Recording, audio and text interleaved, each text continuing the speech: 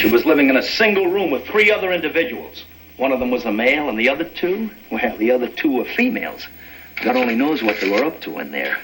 And furthermore, Susan, I wouldn't be the least bit surprised to learn that all 4 of them habitually smoke marijuana cigarettes. Reefers.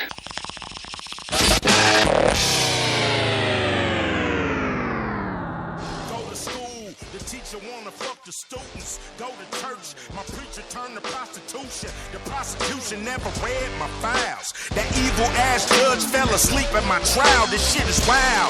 Chickens getting sick as the cows. Birds falling out the sky. Fish dying in piles. It's fishy. Politicians smell like my bowels. Talking that shit really cramping my styles. I got many. Now I'm pinching pennies, no doubt. I squeezed Lincoln so hard, a fucking booger came out. It's a shame. I used to be on top of my game. They took the shirt off my back and replaced it with chains. I met Mr. Lee Harvey from the Tea Party. He used to hate Obama till he felt Hurricane Charlie looking for his FEMA check. It's gone with the wind. When them dicks is in, you know the fix is in.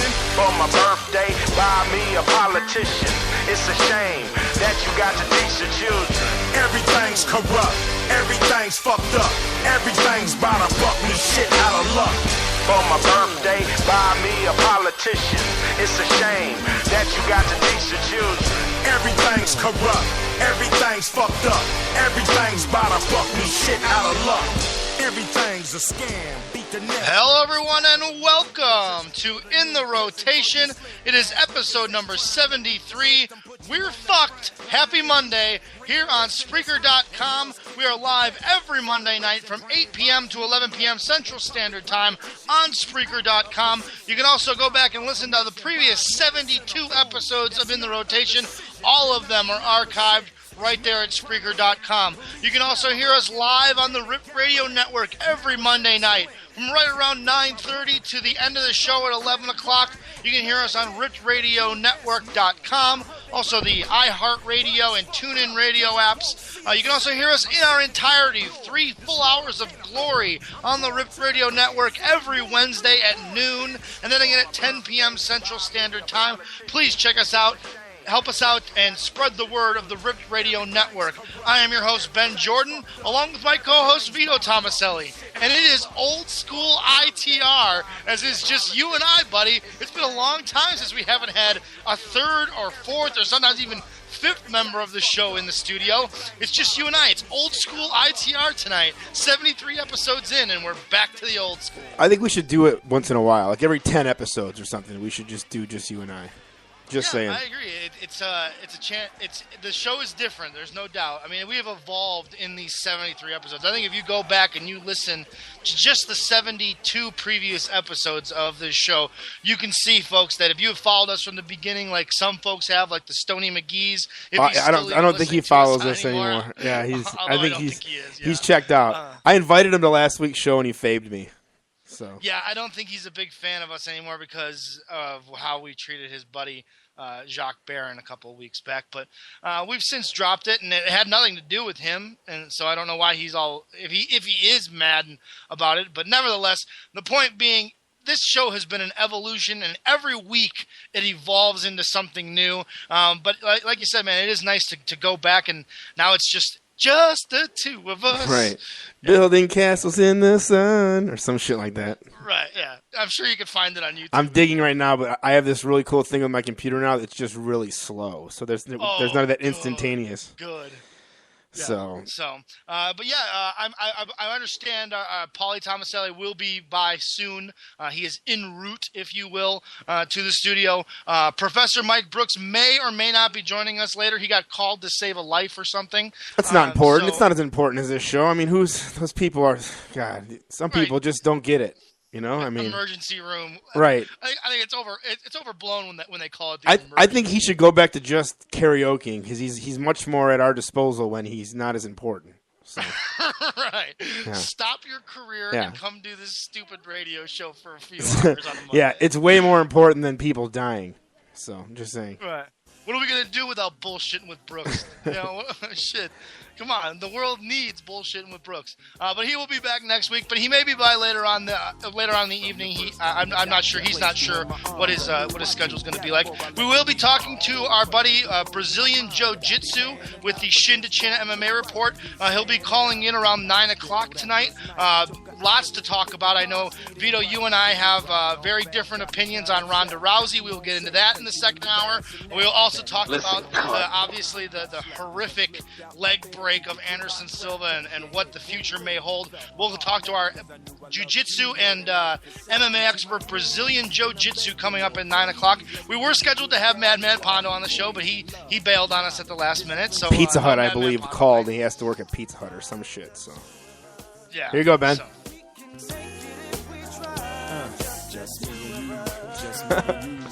Like, the video's got, like, Jada Pinkett Smith all pregnant, and he's happy, and he's hugging the belly. And it's like the most ridiculous video ever. What's he worth? What's Will Smith worth? Oh, lots. Is he a billionaire? A billionaire? Yes, I would say he's a billionaire. No shit. Yeah. Let's look it up. Yeah, I'm digging it right now, yeah. There's that thing where you can just kind of look up each person's net worth. Oh. And they usually give you a pretty good idea. Here, I'm digging for it right now. Hold on. Will Smith. I don't have to finish typing. It's the first thing that pops up. Like, everyone's looking at what the fuck he's worth. Are you looking it up, Ben, or no? If not, yeah. I want to guess. I want you to guess. I'm looking it up right now. $200 million. That's what they're saying he's worth. Okay, I mean, that's still a shitload of cheddar. But if he's not, yeah, that's a shitload of fucking cheddar. But I don't really know if it matters because he's kind of a douche. I really dug him in like the Fresh Prince, but I'm not into like the Scientology Will Smith. So yeah, he's weird, but it's weird. He also has that weird open relationship with Jada Pinkett, where is that a shoot though? I heard that's just like people. That's the same thing as like saying like John Travolta's gay. It's just like a rumor in Hollywood, right? It's not like they're not out there saying we swing. From what I understand, Will Smith is pictured with other women at events all the time. Never. Like, I'm on TMZ every day. I never see Will Smith gallivanting with Gal Pal. I'll be honest. I don't follow Will Smith's personal life that closely. I'm just going off of what they say about him. Yeah. So, he's probably fucking. I mean, don't get me wrong. I mean, they're probably all fucking. I'm not shocked by it. So it's on the internet, so it has to be true. Got to be true, including his net worth of $200 million. I mean, it's got to be absolutely fucking true. But this is the same website. This is the same website that said Daniel Bryan's worth $2 million. So I don't know if that's true. So you don't think Daniel Bryan's worth $2 million? No, I'm sorry, I don't. Nope. No. Maybe the next contract signing. Yes, but they only have like one shirt of his at a time. Like he doesn't have the wristbands and the headband and the hat and the hoodie and everything else. You're not seeing that high million mark until then. And I heard him on the Steve Austin podcast saying that he can't afford to do a lot of stuff. So, yeah. Hello, Ben Jordan. Are you muted? Oh, see, I was trying to adjust it because when I was talking, I couldn't, and you were talking at the same time, I couldn't hear what you were saying. Oh. So I was adjusting the mic, and I adjusted it poorly. I'm telling you, the third member of this show is technical difficulties. It's just here every week, no matter if we want it here or not. It's here in full fashion every single week. Right, and it's just the two of us, as we've established. So it shouldn't be a big problem, but apparently it is. So, wait, what'd you say it was? We do start off every show with the green hit. What do you got for the green hit today for us? Listen to this song. From the first time the doctor put you in my arms. Shut up. Like that's like the opening line. You're like, how long did he sit there with a pen and paper and come up with that line? Or was he like doing it for a while and then that line came in his head and he was like, ooh, I'm changing everything. Like what was the progression of writing this shit fucking song that probably made of 10 of those $200 million for him? It wasn't as big as Getting Jiggy with it. Well, fuck, nothing was. He begged the Lord, please. Please. Wait, I gotta hear more of this. Hold on. Like, can you make a bigger asshole of a kid if you're on your knees in front of him telling him that you pledge your life to him? Like, that kid's going to be an asshole. I don't care what you do now. Like, that kid's at school. That Jaden Smith kid is an asshole. Yeah. that kid's at school, and the teacher's like, Jaden, can you please sit down? He goes, fuck you, and he spits on her, and she's got to just sit there and take it because it's fucking School. Will Smith's kid. He doesn't go to school. You don't think he goes to, like, Los Angeles University with all the other rich kids? No, because actually there was a story that came out recently where him and his dad did an interview when they did that movie together.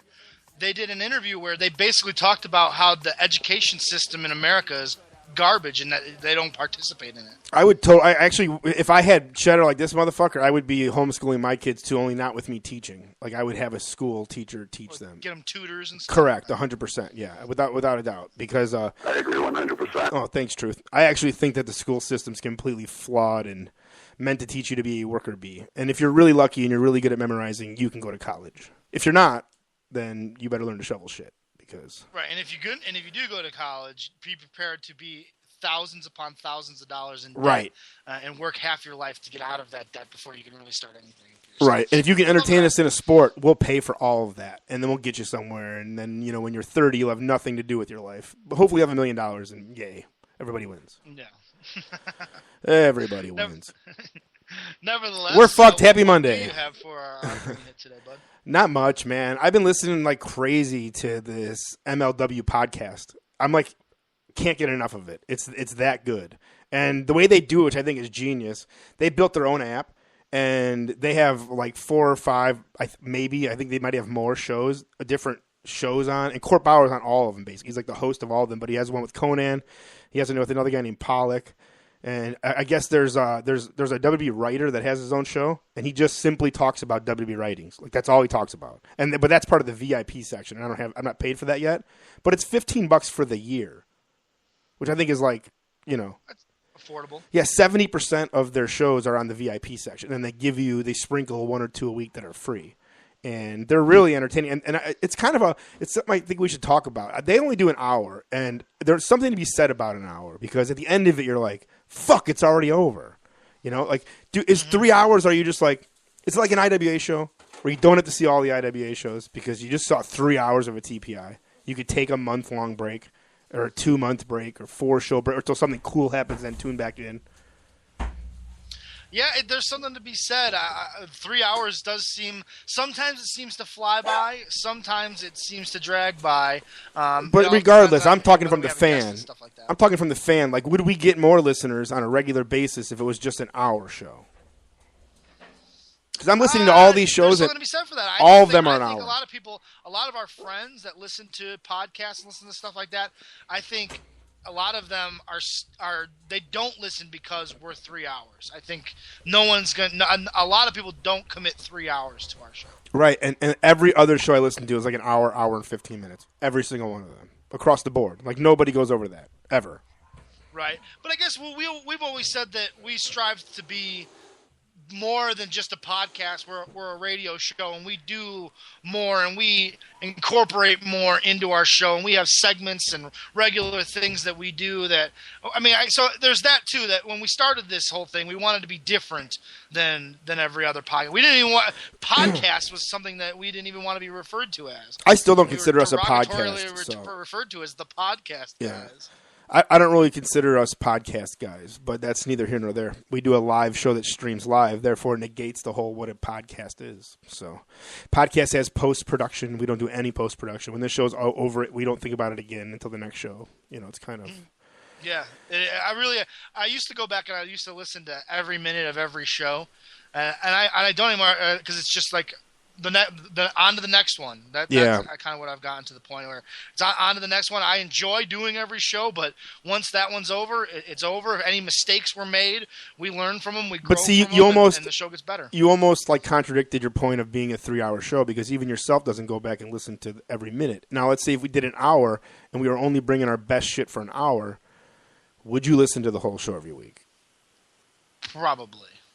So, look, I'm not trying to take anything away from the show, but this is kind of what I don't listen to anything anymore but podcasts, because I have so many now that I listen to that I don't have time to listen to anything else. And it's kind of crazy just how it's like, how everybody else does it. And they get a lot of fucking listeners. So I don't know. It's something to think about. It is. Maybe we test the theory out coming up in 2014. I mean, this is the last broadcast of 2013. We start fresh and new in 2014. I guess it's something to consider. I see Paulie Tomaselli has finally made his way to the studio. Hello, sir. Hello. Hello. I see you're feverishly working on Paulie's perceived history during the first hour, just as we prefer. That's what you guys like, so that's what I'm doing. Yeah, right. He's doing that because that's how we like it. Right about now, I want to punch my dad in the head, so we got that going for us, which is nice. He knows that every Monday night we do a radio show, and a lot of times they'll say, hey, come over after work, grab some food, and shoot on over. So, of course, it's food. I'm going to be there because I'm a fat fuck, you know what I mean? So as I'm getting ready to leave, like one of the greatest cooks ever. Absolutely. And so as I'm getting ready to leave, oh hey, one more thing. I don't have time for one more thing. And then he wants to sit there and talk your ear off. It's like I got to get going. Like we're on the air at 8:00. Okay. So I grabbed a couple things that I had over there left over from Christmas. Oh hey Julie, by the way, grab a bag for Brandon to bring Vito's shit over there so it's not here anymore. Fucking Vito's there almost every day dropping his daughter off. Give it to him then. Fuck off, man. I have to go. Then I'm driving here. I go to fart. I thought I shit my pants, so I had to pull over, check. Thank God I had toilet paper in there because a little did come out. And how do you check? You put your hand on your pants? No. I literally pulled under the side street, stripped down. Luckily, my shoes weren't tied. I stripped down, looked. Nothing was there. And I said, I'm going to do a courtesy wipe. Threw it out the window, and fucking I got here. Go wash your hands. We'll wait for you. Oh, no. I had disinfectant wipes in my cars. That'll gag. Baby wipes. Yeah, I'm sure. So I'm sure you have shit fingers. That's how my fucking night's been since I left work at 7:00 tonight. Show name. Yeah. Show name shit fingers. Go wash your shit fingers. Yeah. So, by the way, tonight was supposed to be thick in the hips, short in the tits, and I ran out of room for the ITS in tits. So that won't ever happen. Sorry, guys. Yeah, way to go. Meanwhile, we're using the Brooks name, and he doesn't even he's not even here. Yeah. So. And on that note, I got to get back to this because we got a third hour. I have to do some fucking history shit. This is how Brandon. This is the same way Brandon was in school. Oh shit! There's a test today. I was too though. So Let me don't. cram for it right now. I finished my senior year with a 4.0 GPA, so suck my balls. Oh yeah. Yes. What did that get for you? Well, who gives a shit? I had a 4.0 GPA. Yeah. I was also art student of the year that year. Yeah. I'm in the McHenry High School Hall of Fame for being a kick-ass athlete. Oh. So suck my balls. There you go. And did you have 4 single touchdowns in one game, Al Bundy, or No, but I did lead the JV football team with sacks. So the smallest nose tackle anyone's ever seen. When were you inducted into the McHenry High School Hall of Fame? In 2003. Really? Yeah. My picture's on the wall at West Campus and everything. He's in the celebrity wing of it. I did not know that. Yeah. I'm actually kind of a big deal.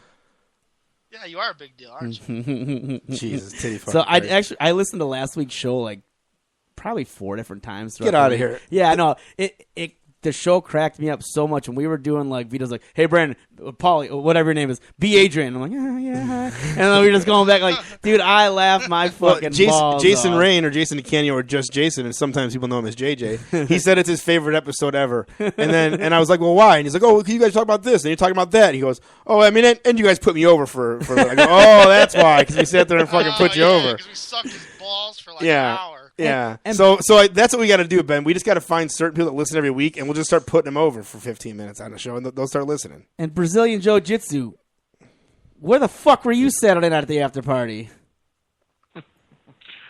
Watching a leg get broken. Way to go, Brandon. We usually intro here. Now we have to do it all over. Suck my balls. Shin to chin. Shin to chin. Shin to chin. Shin to chin. Shin to chin. It's all over, just like that. Showtime. What, Joe? The roast of Hardcore Craig didn't draw you away from UFC 168? No. It did not. Okay, I was waiting for more. I was waiting for a little bit more, but that's fine. Just fine. Yeah, no, that's about it. That's about it. All right. Well, we before we get to Shin to Chin, I'm paid not much to ref. So once the show ends, I always thought that was great, like with the wrestling places that pay guys $30, and they go, now you got to go to the bar. No, you have to go to the bar to get paid. Of course, and you got to buy at least one drink. So it's like, okay, so now my pay is now $28. So why the fuck did? I will say this machine did have a great roast, and I do have that one recorded. Okay. He threw out a lot of ITR one-liners, so he's so like, nobody got it, but you guys. But we were giggling at Okay. it, so it was funny. He threw out, today ain't your day and shit good. like that. So it was funny. That's funny. And by the way, for in the second hour, I do have the Dusty Rhodes promo from last week. That's another thing too that made me laugh when we were going back and forth. Yeah. Go ahead. You text messaged me like in the middle of the week with just a screenshot of Dusty Rhodes, and you just went, "I found it," and I was like, "I knew you wouldn't give up, dude. I knew. There had to have been. What, that entire 3 days? You must have been pouring through VHS. This is what's great. When I moved last time, I've moved literally 19 times in the last, I think, 10 years. So it's crazy. So every time I moved, I used to just schlep this shit from house to house, right? So the last time I moved, I literally dumped. I went to a box, I dumped everything out, and then I looked at each individual thing, and I threw away 60% of everything I owned. Like what is it? Why do I have a receipt from Sitco? In fucking 2001 in this box. Why is this here? It was a lot of that shit. So I actually only have 2 or 3 boxes. Well, I went through what I thought all my VHS tapes because I threw literally 100 VHS tapes away, and then I saved what I thought was one box, and that's in my closet. So I went through that and it wasn't there. So I was like, God damn it! I know I took this tape because I took that tape and the Wrestle Stock tape, and I was gonna rip them to DVD. Those were the projects to do if nothing else got done, right? So I know they had to end up somewhere else, and I started looking everywhere, and I went up in my attic and. I have one other bin, literally I looked through everything. One other bin, and it was shining in the back of my attic. Oh yeah, there it is. So I fucking walked back there, crawled back there, I should say, because it's a really short attic, and I found it. Literally, I ran down, oh my god, and then the next thing was make sure I have a VCR that isn't gonna eat the fucking tape. And then he calls me, dude. What, Vito? They found a cage. I found the tape.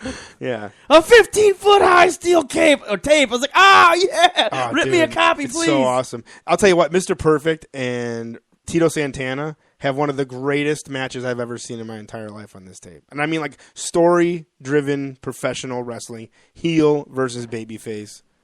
Genius. Well, they don't do that anymore. What's that? That old fucking gag. We're so happy to be here. Yeah. So, oh, God. So that'll be coming up in hour number 2. I believe we're also going to go back to an oldie but a goodie, a favorite, a staple of early ITR. We're going to do the top 5, the Billboard top 5, and go through all that. So, Paulie will be around, and Joe, you're welcome to stick around for that if you've got time. But we'll do that in hour number 2, along with hearing that incredible Dusty Rhodes promo. But since Joe, you're I don't know who's buying her all these gifts tonight. But I love it. Saturday night, UFC 168 was a pretty incredible night of fights. I guess let's start first with Anderson Silva. Obviously, one of, if not the most horrific injury in UFC history in a fight. I mean, just the way that it all went down. I guess the question is this the last of Anderson Silva? In your MMA expert opinion, does Anderson Silva go out with this as his last fight? Yeah, it's possible. I mean, obviously, I don't think it's physically would be the reason why he wouldn't come back. I think he can recover from this injury, and I think he's, from all indications from the doctors, he can recover from it.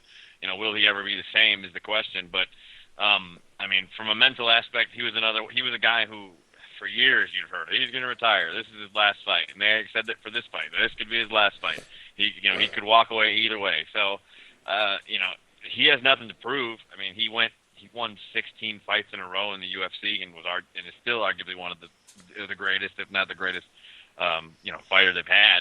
So, I mean, what has he got left? I mean, he still hasn't won a round over Chris Weidman. I thought, after rewatching it like Vito did, and I went back and watched it, and then the first round of that fight, Weidman was all over him. How close was I?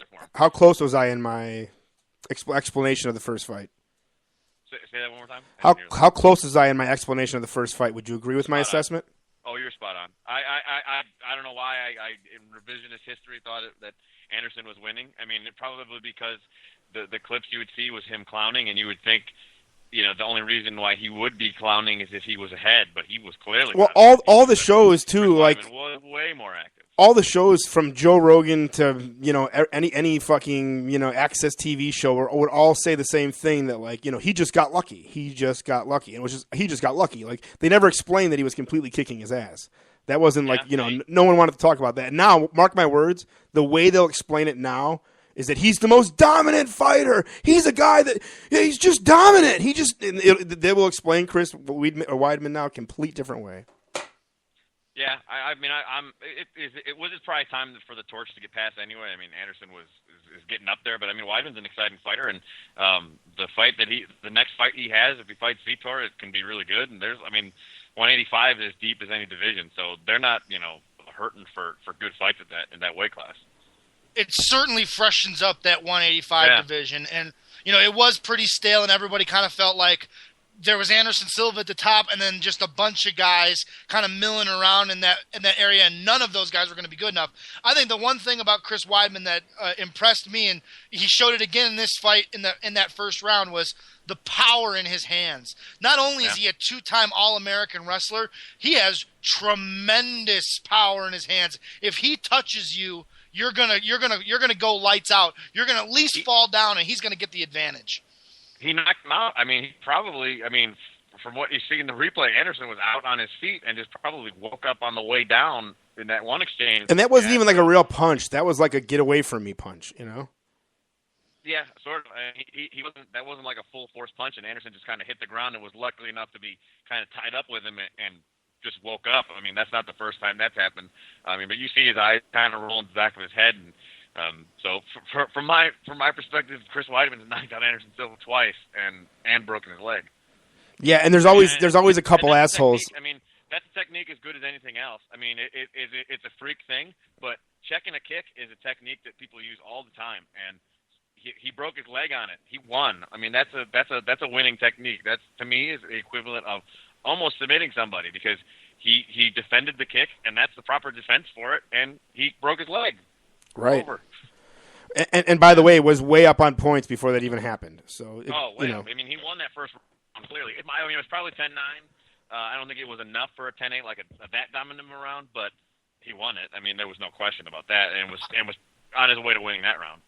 I cannot wait to watch him fight a gassed up Vitor Belfort. Yeah. It's going to be an amazing fight. It will be, unless it's one more boom right in the fucking noggin and he just fucking drops the dude again. I mean, we could be seeing, you know, the next John Jones, that next guy that kind of came out of obscurity and is just awesome as shit. So. Yeah, because how do you beat Chris Weidman? You're not going to out wrestle him. You don't want to stand with him. So, you know, he does have everything that you want. His Muay Thai is really good too. Our boy Josh Barnett, Joe, he did not fare well at all. And it sucks. What's the worst is I believe that he was unconscious when he fell into Brown's lap up against the cage, and he took 4 of the most vicious elbows to the side of his head while he was completely unconscious. If you go back and look, though, his arms are clenched, and about the third elbow is when his arms drop. So he wasn't out because he was still holding him, and then the third one he drops. I mean, why wouldn't you try to move? Why would you just take 3? Because you took 3 in about a matter of a second and a half. Like your mind can't process it while you're getting hit in the fucking head. It's like why didn't you put the seat? Travis Brown looked real good. Him and Fabricio Verdum is going to be a good fight, I think. I mean, 2 contrasting styles for sure. Yeah, it's like asking a guy, why didn't you put your seatbelt down in the middle of the car accident? Like that's how fast it was. Like literally flying down a hill. So smash. I think Brown's for real. I mean, he deserves to be at that spot. I mean, I think if Verdum is as good as his last couple fights, you know, he's the favorite, at least for now, just because of the ground stuff. But Travis Brown is putting together a pretty solid streak of wins here. So I mean, if he beats Verdum, he should get the next shot at Kane. Now, for the one that Vito and I disagree on, this is surprising to me, but it's always fun when Vito and I vehemently disagree about something, and we disagree vehemently about Ronda Rousey. For me, I became even more of a fan of hers after her fight I thought she was awesome during the fight. And then the fact that she didn't shake hands with Miesha Tate after, which of course got the crowd booing and lots of people that didn't know the whole history behind the two of them. People are saying, oh, she's a poor sport and blah, blah, blah. But I think she solidified herself as a huge, huge star because people are going to tune in to watch her either lose or like people like me are going to watch to cheer her on and say, I wish more fighters were like Ronda Rousey. And I think she showed how dominant she is. I don't think there is a woman on the planet that for a long time is going to find a way to beat her because her judo is so ridiculous that once she gets her hands on you, it's just a matter of time before you go flipping over her and slamming down onto the ground. Then here's the thing with her judo, though. She's Ben, more powerful than 95% of women. When you shoot on somebody, so she's eventually going to get you and wear you down. When you shoot on somebody and you put your arms out like you're a bird, you're going to get thrown to your back. Yes. Period. Every time. If she would have dropped her level and sunk in like a wrestler, she would have taken her down every single time. The defense for this is a judo and wrestler's dream. It's a cow if someone's going to come like this drop. at you, yes, thank you. It's the lack of knowledge. Miesha Tate is not a good fighter. She's not. She's an elite fighter for a woman. Women don't have punching power. Like women don't have any of that. They don't have it. Cyborg. And that's what works. Cyborg doesn't really have it either. Cyborg had it against chicks that were chicks. Right. You know, I mean, I don't know if she has it against a girl that can fight. And to play devil's advocate a little bit, sure, Ronda Rousey will be a draw, but if there's not that other one on the other side, it's not a draw. Her against Sarah Buttfuck is not a draw. Her playing that role might, for now at least, make up for that because because no one's going to beat her. Exactly, but it's not even a matter of beating her. It's like there's not even a name. Like I was telling you, it's like Anderson Silva versus Stephan Bonner. Like no one besides you two rubbers thought that fucking Stephan Bonner had a chance against Anderson Silva. Well, nobody. What about that boxing chick you said was a badass from Legacy? That's what I was trying to explain like to Ben, but he thinks that she's shit. This girl's knocking bitches out. Holly Holm. She trains with John Jones. Mayweather coming to MMA. No, hold on. She should be a great hold on. Boxers who have hold on. failed miserably Hold on. in MMA. Shut up, Beardy McGovern. She's in MMA.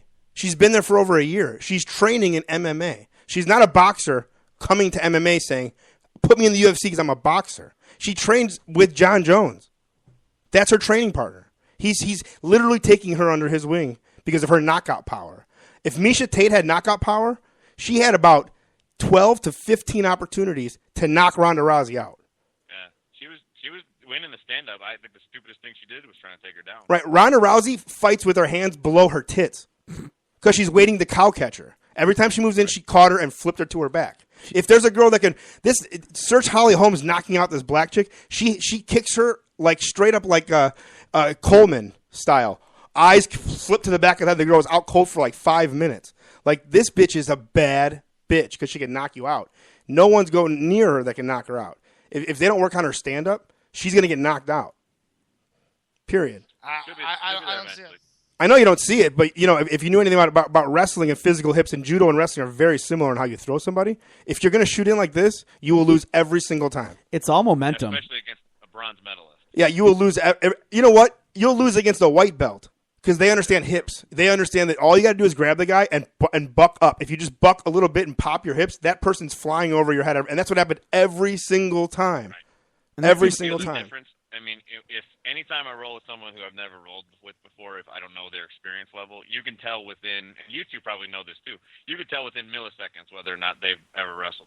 That's why I was so afraid of Joe when we started rolling together that day. If they chicken wing themselves, if they keep their elbows in tight, they lower their level, which doesn't mean ducking down. It means dropping your hips. And then they duck walk into a double leg. You are not stopping it no matter who you are. It's a proper double leg. There's a center of gravity that people have.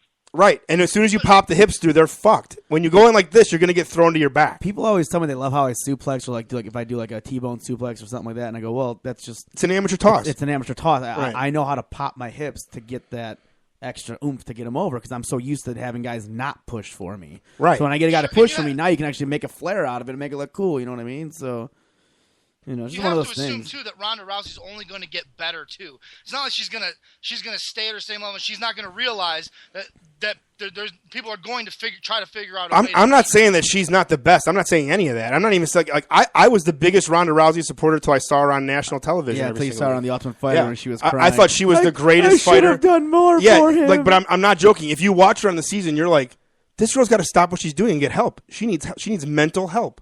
Physical, mental help. I know they don't put any of that shit on Netflix. But not only that, she's annoying, and she's a chick that's annoying. I hate chicks that are annoying and cry a lot.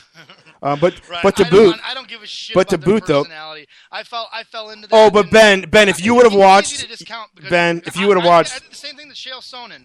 I disliked his personality, so I overlooked his talent and said, he's not that good because I thought. I'm not saying that about her though. I'm not saying that about her. I think she's exceptionally well, but I don't think putting her against a rubber is going to headline a pay-per-view and draw. I don't think it's going to draw. We're going to find out. That's the even their undercard they're though. Striking while iron's hot. But even the under like who is it again? It's Evans and who? Cormier and Evans. Yeah, Cormier and Evans. That's not a big draw. Evans has never. I'm not saying that it's a big draw.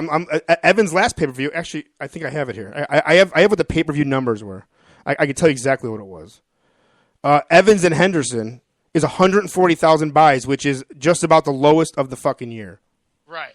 So Eldo in June does draw at all, is 180. It is basically on Rousey's star power. Well, what are the other fights? Because like if you get three decent fights, people buy it.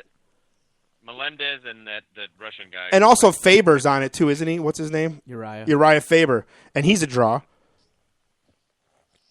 Silva Weidman did 550. Eldo in June, the next fucking 2 weeks later, did 180. Benson Henderson and Pettis did 270. Jones and Gustafson did 310, which was like an embarrassment for Jones. Velasquez, and this kind of proves what I'm talking about. John Jones, huge pay-per-view power, right? Gustafson, who's like an ROH champion at this point. The smart marks love him, but he's not a draw to UFC fans. They draw 310. Let's see John Jones' last. John Jones' last one against Vitor Belfort did 450. Was it 450 in the 600s or first one?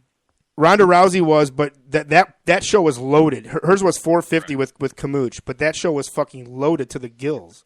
If you load a pay-per-view, I don't care what your main event is, you're going to draw because like if you pick enough groups of people that like certain people, you'll draw the pay-per-view. But it was just that headline, and it's not. Definitely looking to see because they're not loading up that UFC 170. It's not really a loaded show. Like you said, Gilbert Melendez is fighting a guy most people can't even pronounce his name. So and that's the third fight on the show. So they're not loading it up. I think it's a genius idea. You find out right now if Ronda Rousey is a legitimate headliner for you. Because other than Brock Lesnar and Anderson Silva, the mainstream sports media care about Ronda Rousey and no one else in MMA. ESPN, on their bottom line, they give the results of Anderson Silva, the main events. They used to do live look-ins after Brock Lesnar fights. They do the same thing now for Ronda Rousey fights and Anderson Silva fights. This one still has name power. It's skewed, but nevertheless, the mainstream media, no one besides Brock Lesnar has gotten the mainstream coverage that Ronda Rousey has. So we'll find out. It's Ronda Rousey against Sarah McMahon, which I'm telling you, no one knows who Sarah McMahon is. I mean, I don't even think Ronda Rousey knows who Sarah McMahon is. Rashad Evans versus Daniel Cormier. That's like a fucking ROH dream match happening at SummerSlam. Seriously. Rory McDonald and Damian Maia, that's got some legs to it, but not really. Rafael Dos Anjos versus Rustem Kaz blah blah blah. Nope, no one cares. Yeah, Mike Pyle versus TJ Wahlberg. Where's this even at? Where in Nevada? Rafael something or another and Robert Whitaker. That name sounds familiar, but I couldn't point him out in a lineup. So, yeah. It'll be interesting. Facebook fights now. I'm telling you, it'll be between 180 and 290. I'm saying it now. There's no star power to it. Would be pretty good. No, from what this website says, anything over 350 is considered good. 350 is the benchmark. If it's under 350, it's not. They don't consider it as a profitable pay-per-view, which is crazy. But that's really that's how it was. That's how they rated it, saying that that's what's considered good. So. How about this, Joe? Kind of changing gears a little bit. They advertised during this pay-per-view and during the prelims that they are going to have their first event that is exclusively on their UFC.com. With the worst headliner ever. That match wouldn't be on Facebook. That's how bad that is. And I think it's genius that they used the show that has quite possibly the worst main event in UFC history on it and give it away for free on their new thing. I think that actually is kind of a genius. What's the main event on that? Safandine against some Korean guy who is filling in because the guy that Safandine was supposed to fight got hurt, and they just wanted someone that was local because it's in Singapore. Yeah. And I think, shit. I was going to say it's in Asia somewhere, so that it's going to be live, which will be at 3 o'clock in the morning here, and no one will give a shit about it. Yeah, it's not going to draw. Then they're going to go, well, we tried everything. All right, the next pay-per-view, we're going to get Fedor against Brock. And we're going to try to really pull this thing out of the fucking gutter. We promise you guys. Right. I think, but I guess if you're gonna have such a shit show and a shit main event, you might as well just give it away for free in the one place that people can see it. It's not free though. You got to sign up for that network thing, don't you? It's not free. You got to sign up for the pass. It's not free. You got to sign up for their new gimmick, their new online gimmick. Digital network. Yeah, it's their new thing. It's their new on-demand online, and this is what's supposed to entice you to go pay $15 a month. It's not going to happen. Is it $15 a month? Isn't that what it is, Joe? Is it $14.99? Something like that, yeah. But then you get access to old fights and blah blah blah. Yeah, you definitely get all the shit, but DVD or YouTube or whatever. Yeah, but guess what? I'll just go torrent that. Right. Anybody who's hip to like buying UFC for the streaming aspect is hip to torrents. So sorry. I already avoid buying it for the most part anyway. Either watching it on torrent or going to a bar to watch it. Yeah. I don't see their streaming thing to be as cool as WWE's, but like I said, I've been listening to that WLW thing, and he gave a ton of insight to what the network's going to be and how they're going to have daily live shows. They're going to have like talk shows, and they're going to have, and it's not just with like wrestlers. Like they're gonna reach out and they're going to try to get daily talk shows. They're going to have like they're going to have like a court show, but they're going to have somebody like. I know he's dead, but like the big boss man would be the judge, and like they'll bring people into like have Kate. They're gonna do some really wacky shit, and a lot of it's gonna be really really bad, but a lot of it's gonna be really really entertaining to watch. Like that Legends House sounds awesome. Yeah, Hacksaw Jim Duggan did do one of those judge shows once. It was like Biker Court. Of course. He was the judge, so really? He does have experience. Yeah, so they're gonna do a lot of that wacky shit, and I think it's gonna be awesome. But what they need to really get their hands on is just open your library up to me. Like Netflix. I want WWE's thing to be like Netflix. I want to just go to a year. I want to go to a day. And I want to watch it. If you do that, I'm not kidding. I would pay $25 a month for that. At least. I would have full access to the whole library. To their library. Absolutely. Whole library. Yeah. I want every Raw, every Superstars, every. I want every aspect that you've ever made. I want it, and I want it in pristine HD quality, and I want it as an app on my television. If you can produce that for me, I will pay whatever you want me to pay. All those roundtable things, every DVD you put out. Because you know what? You can't stop pirating at this point, and they've released all the major DVDs they want to release now. So now it's just extra shit. So why have that out there in space? Why not just charge a good premium for it, and the pirating would basically stop. It would just stop. I mean, you can't tell me that Breaking Bad, Sons of Anarchy, shows like that are on Netflix that people can catch up to that are like 5 seasons deep. Their ratings have gone up as the show's been on, and that usually doesn't happen. You usually see it level off somewhere. But it's totally. I think the popularity break of those two shows in particular is exclusively because of Netflix. Yeah, you could probably say that about. The way I saw both of them, yeah. Yeah, you could say that about any show, probably over 4 seasons. That's continuing seasons because that's how people find it. Is it on Netflix? Right. Sure, it's on Netflix. Then you check it out, and then you're in love with it. Because nobody's buying 4 seasons of DVDs now. Not going to happen. No way. No. But if it's on Netflix, fuck it, I'll watch it. Right, exactly. Because it's easy. I can turn on my television. Right. I have a remote, and I point at it, and it works. That's what it needs to be. Yeah, I just have to turn on my PlayStation. Anything live. Now, I got to tell you guys, too, I have Apple TV now, which is fucking awesome. I have Roku and Apple TV, so I can compare the two. Dude, Apple TV, if you have an iPad or an iPhone, whatever you're looking at, like I like to watch a lot of like illegal streams, if you will, on my iPad. And it kind of sucks because I'm on my iPad. Well, now I hit a button, and it's on my television with no wires, no anything.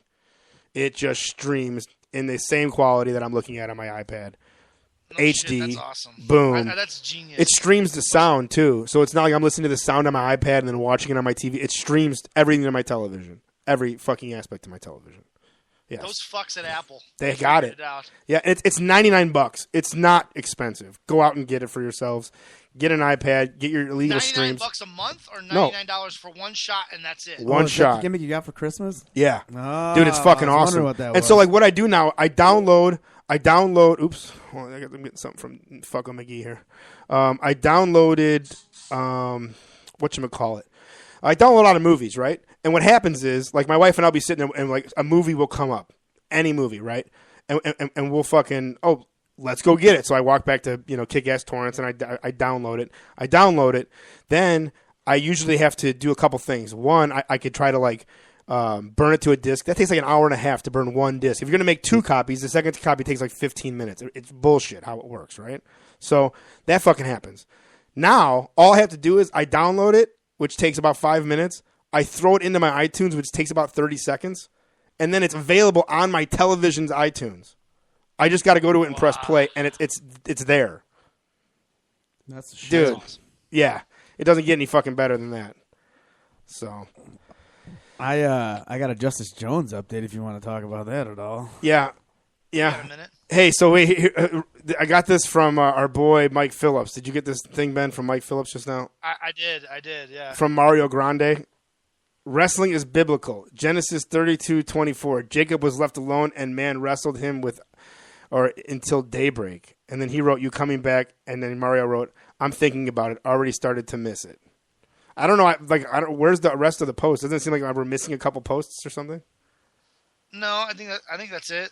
But it'll be interesting to see. Like, if he comes back to wrestle, does that mean that he's he can come back to the show? Yeah. I'd love Man, to have him back. fuck that guy. Yeah. Mario Grande, if you're listening, fuck you. Hey, that's our boy. Well, good. Fuck you. Yeah, he's a douche.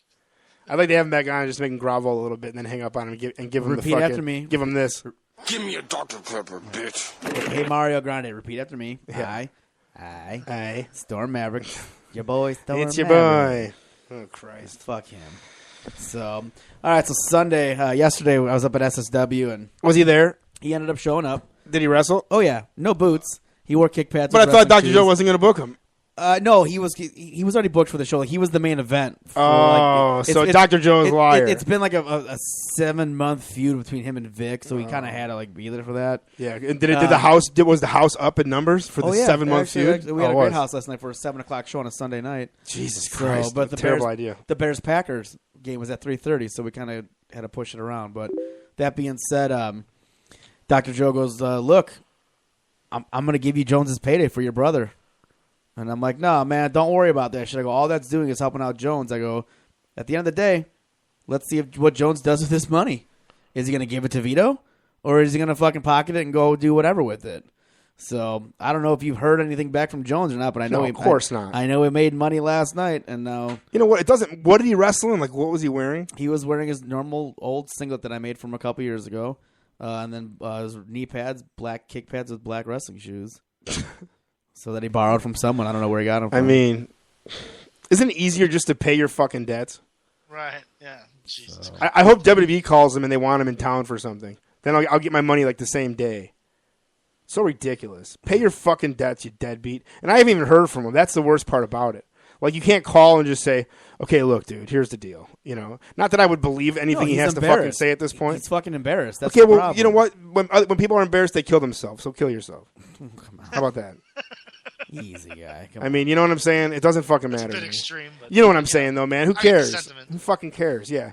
You know, when you're boys with somebody, you fucking call them, and embarrassment means nothing because you're boys. on. Right. You know, you don't sit around with that fucking, "Oh, I didn't know what to do," or "Please. Please." Well, hey guys, we're up against the top of the hour here. You want to take a I'm break? getting and that set come up here back in and 1 we'll do second. The top 5 Hold on. Billboard countdown. We got to talk for a few more minutes. I'm setting it up right now as we speak. Oh. Hey, nice. Ben, did Adrian talk to you at all about any of the What? conversations we had last week? What's that? Did Adrian talk to you at all about any of the conversations? Was she like offended at all or anything like that? Or she seems pretty We haven't cool. had- Like, Actually, we didn't even talk about it. okay, so I think she it didn't matter I that haven't much. even asked her if she's going to come into the studio when we're in town. What, she going to sit in the But living I room? assume she'll Right. defend herself. here's the thing: we just never had the conversation. So she's willing. If whatever she wants to talk about, I'm willing to talk about whatever. All right, Adrian, here's my remote. Have fun watching TV. We're going to be in here for 3 hours. Right. My baby cries. Yeah, Go hold yeah. her. If Sophia cries, please go in there and give her a bottle. Also, the fridge is yours. Whatever you want in there, please help yourself. Right. Actually, I know he's not here right now to say this, but I talked to Brooks on Saturday night, and I told him about you coming to town and stuff. I go, maybe everyone should be in the studio. He's like, I'll talk to Joe. I'll do, so I don't know. Brooks talked to you or not, Joe, but we were thinking have a full live crew in the studio instead of, because Ben's going to be here. Monday, January 13th. Boom. Possible. That's a no. Fuck it, we'll do it live. That's let me see if my girlfriend will let me leave Lockport. No, that's a. Do it all live. I'm You not can put going to in do Lockport, it. Thank you. I'm not going to do it, but what can I tell them where they'll believe me for a little bit that I'm going to do it? That's exactly what that was. So, all right, we're ready to go to this break. You gentlemen ready? Yes, let's do it. We'll be back right here on In the Rotation. Wait, but you're wearing a Ron Paul t-shirt. Oh, my God. They're everywhere. Yes, we are. Yes, Ron Paul I meant supporters are everywhere. What are we talking about? I just want to ask you about what you thought today about hearing Rick Perry speak. Oh, well, it reminds me of that really... there's a great t-shirt store in Des Moines called Raygun, and they make a t-shirt that says, guns don't kill people, people from Texas kill people, and I think that that's very true after hearing Rick Perry speak. Who do you think he's going to kill first? Me, if he sees this. Seriously, what are your concerns about what a Perry administration would mean for America? Oh, I'm sorry. I couldn't get over his hatred of gay people to function to make a sentence. Yeah. No, his disdain for gay people, that's kind of hurtful. Well, to be fair, I don't think he's really disdainful of gay people as much as if the people are disdainful of gay people, he'll be disdainful of gay people too, right? Yeah, and voting on human rights, that's worked really well in the past, so I think we should probably keep that up. So are you supporting someone in particular in the caucus this evening? I will be attending the Democratic caucus tonight because I wouldn't be able to live with myself to change my party affiliation to Republican. So you'd rather have the social services that are so important that Barack Obama has preserved as president, rather than have a candidate who might put those in jeopardy by having them happen at the state level instead of the federal level, but would end the wars, end the Federal Reserve, end the bailouts, end the destruction of civil liberties that's continued under Obama, the torture of whistleblowers like Bradley Mann, and you'd rather have all of that and support Obama than, say, support Ron Paul and just risk having those social services that you like happen at the state level instead of the federal level? Well, Obama did end the war in Iraq, so that was he did it when when Bush had it scheduled to end anyways. He didn't. He could have ended it a lot sooner. In fact, when he did end it, he was trying to extend it. He was trying to get permission from the Iraqi government to have U.S. troops there longer than Bush would have had them there. I can't give him credit for that, especially when he had a surge in Afghanistan, too. Yeah, I really don't like how hands-off Ron Paul wants to be with the government, but how hands-on he wants to be with my uterus. Well, again, it's something that he wants to have determined at the state level and has not advocated for any particular federal policy on the issue of abortion. So it's not about having hands off of government entirely. It's about having it localized and empowering communities to be more involved in the way that things are governed rather than having it done at the federal level. There is not a single thing that Ron Paul has advocated that the federal government do that would interfere with a community or a state or a county or a city's right to organize social services or policies on abortion or any other issue. So does that have any sway in considering his platform? Let's see. Best case scenario, Ron Paul's been lying to all of us in Iowa and just telling us what we want to hear to get the vote. Worst case on what issue then? All of them. And then worst case scenario, Ron Paul gets elected and then actually does all of the things that he's been saying that he wants to do. What do you think he's been lying about? I feel like everybody else has been saying what they want us to hear. So, no, I will give Ron Paul credit that he has done a very good job of... You're getting closer to me. He's done a... We're close talking now. He's done a very good job of being pretty... He's been pretty... consistent over 30 years of advocacy, yeah. Yeah, but he consistently wants to touch my uterus, and I'm not okay with that. Well, he was a gynecologist. That was kind of his job, but he doesn't want the government to do it. He doesn't want the government to do it. He doesn't want the government to do that. I don't do it either. I don't know. I want him to let me do whatever I want with it. So more important than having those issues determined at the federal level, you'd rather have the wars continue under Obama. You'd rather have indefinite detention of U.S. citizens, as he just signed into law by the NDAA. You'd rather have American troops in Afghanistan for a long time. You'd rather see brown people die all over the world than have abortion and those sorts of issues decided at the state level. Yeah, maybe. That's kind of scary. This is the Obama supporter. No, you're kidding? I'm just kidding. So you're going to support Ron Paul then? No. So you're serious? You'd rather have those wars continue under Obama, and you're supporting Obama instead of supporting someone who's going to end the wars? I gotta go. I hope to see you at a Republican caucus tonight then. Are you from here? No, but I'm watching a poll in Greenfield in Adair County. Oh, I can't vote there. I know. You're from the Des Moines area? Okay. Well, I'm a veteran. I was in Iraq myself with the Marines in Fallujah in 2004. Since I got out, I realized the moral transgression that the war represented and that my participation in it represented. And I'm a member of Iraq Veterans Against the War and Veterans for Peace, and I've been speaking out against those wars since then. And a lot of my friends in those organizations supported Barack Obama in 2008 because he was the anti-war candidate, and feel very, very deeply betrayed because he's been responsible for so many thousands of innocent deaths since he's taken office. And a lot of them now are saying, you know what, I'll take that risk. I'd rather have Ron Paul as president with the confidence that he will end the wars, that he will save lives, that he will save America's reputation abroad, that we're not going to be making enemies faster than we can kill them, as we had under Bush, as we have continued now under Obama. And I would just invite you to consider that. You have a chance tonight to cast a vote for someone that's actually going to save lives and actually not have any significant changes in policy that determines the delivery of services in your community or the policies that affect your reproductive rights in any way. So who are you going to vote for if Ron Paul doesn't get the nomination? I would probably be supporting the nominee of the Libertarian Party, but there are a couple of... I would hope so. I guess there's a couple of people that are running. Well, I'm from New Mexico, so Gary Johnson was my governor for 8 years, and I really like him. You know, he has a lot of the attitude that Ron Paul has towards government. You know, some differences in the policy, but yeah, I mean, I would if it's between Gary Johnson and Mitt Romney and Barack Obama, that's an easy choice for me. Done. And you would join me then in supporting Gary Johnson? We can talk. Call me then. We can talk. We're making progress. I've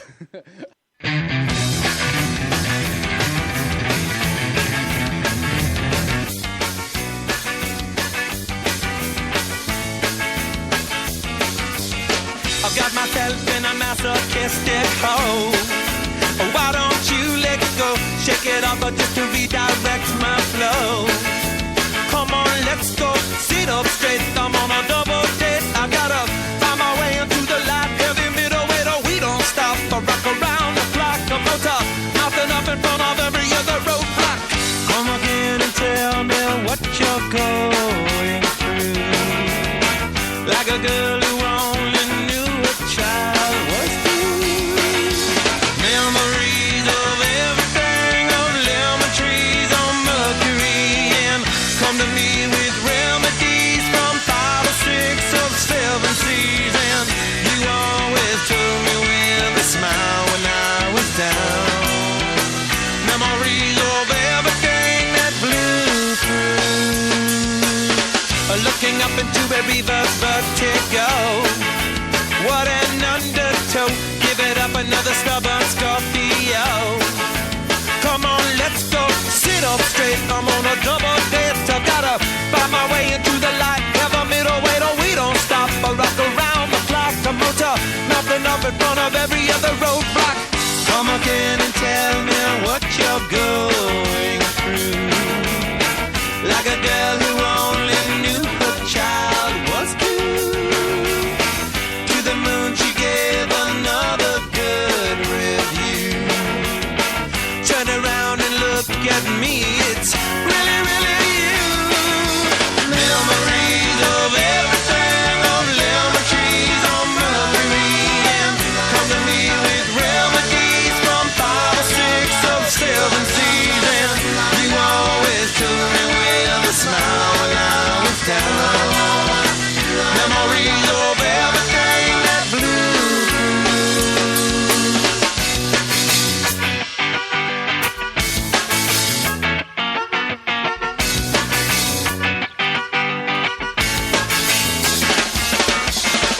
straight. I'm on a double test. I gotta find my way into the light. Have a middle way, no, we don't stop. I rock around the clock. I'm motor, mopping up in front of every other roadblock. Memories of everything.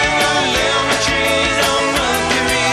And come to me with remedies from 5 or 6 or 7 streets. And you always took me with a smile when I was down. Memories of everything that blew through. Memories of everything on lemon trees on Mercury. And come to me with remedies from We are back here live on In the Rotation, episode 73. We're fucked. Happy Monday, right here on Spreaker.com. We are live every Monday night from 8 p.m. to 11 p.m. Central Standard Time on Spreaker.com. You can also go back and listen to all the past shows as well right there on Spreaker.com. You can also listen to us live on the Ripped Radio Network every Monday live, and then in our entirety every Wednesday, RipRadioNetwork.com. I am your host, Ben Jordan, along with my co-host, Vito Tomaselli. Paulie Tomaselli in the sidecar, and Brazilian Jiu-Jitsu hanging out for the second hour of the show. Clearly, Joe has nothing else to do on a Monday than to hang out with us boys, so he's going to spend some time with us. We're going to, I think, get to the top 5 countdown. Do we have that set up? Are we ready for that?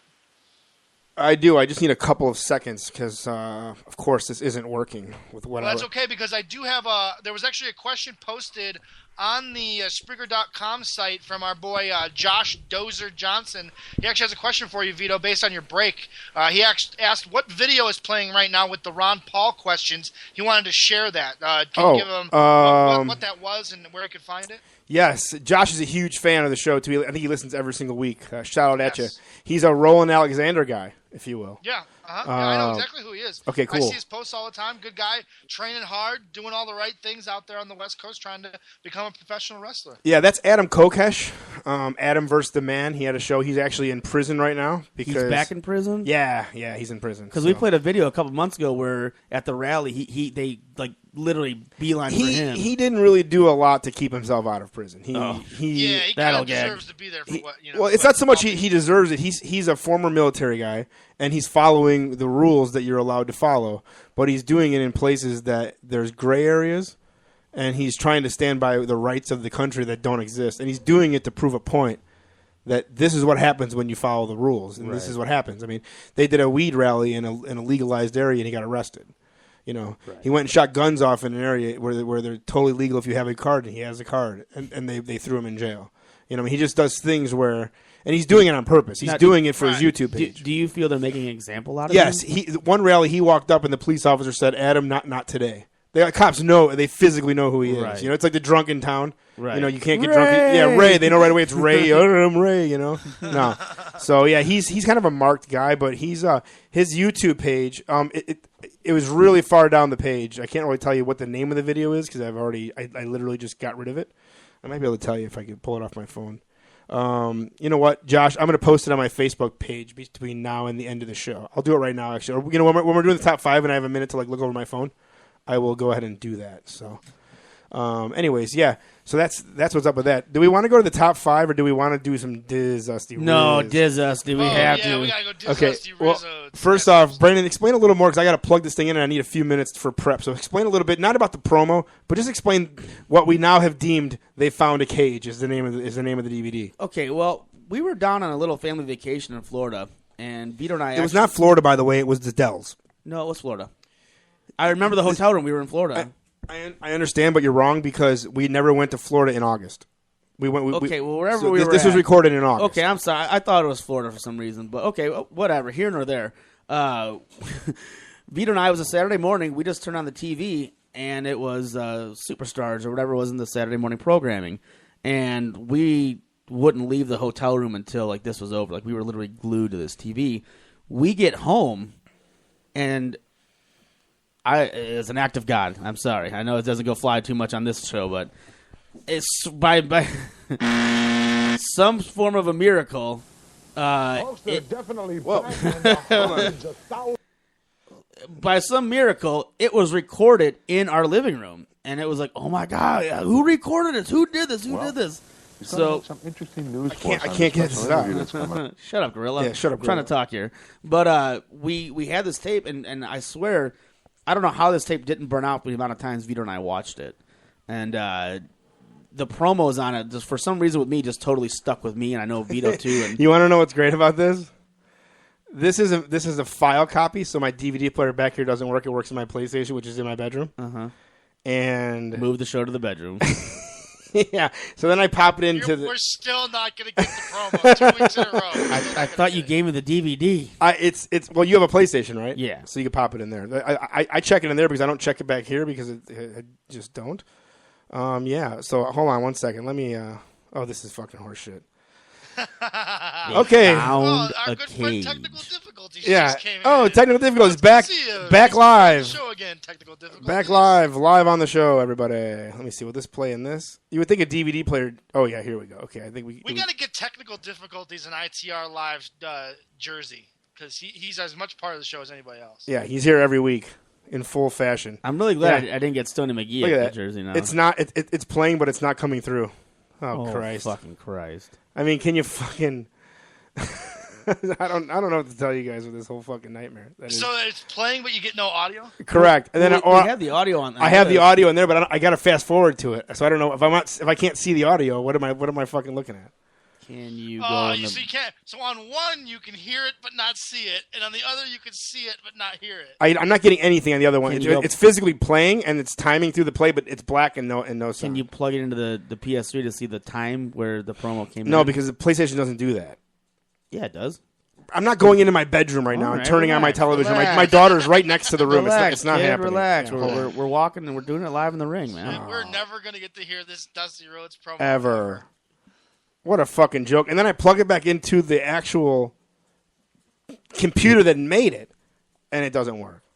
That doesn't make any fucking sense. Can't go to a garage band or something now and play it? Or... Hold on. Wait a minute. Wait for it. They found a cage. Just, I mean, and I got to be straight.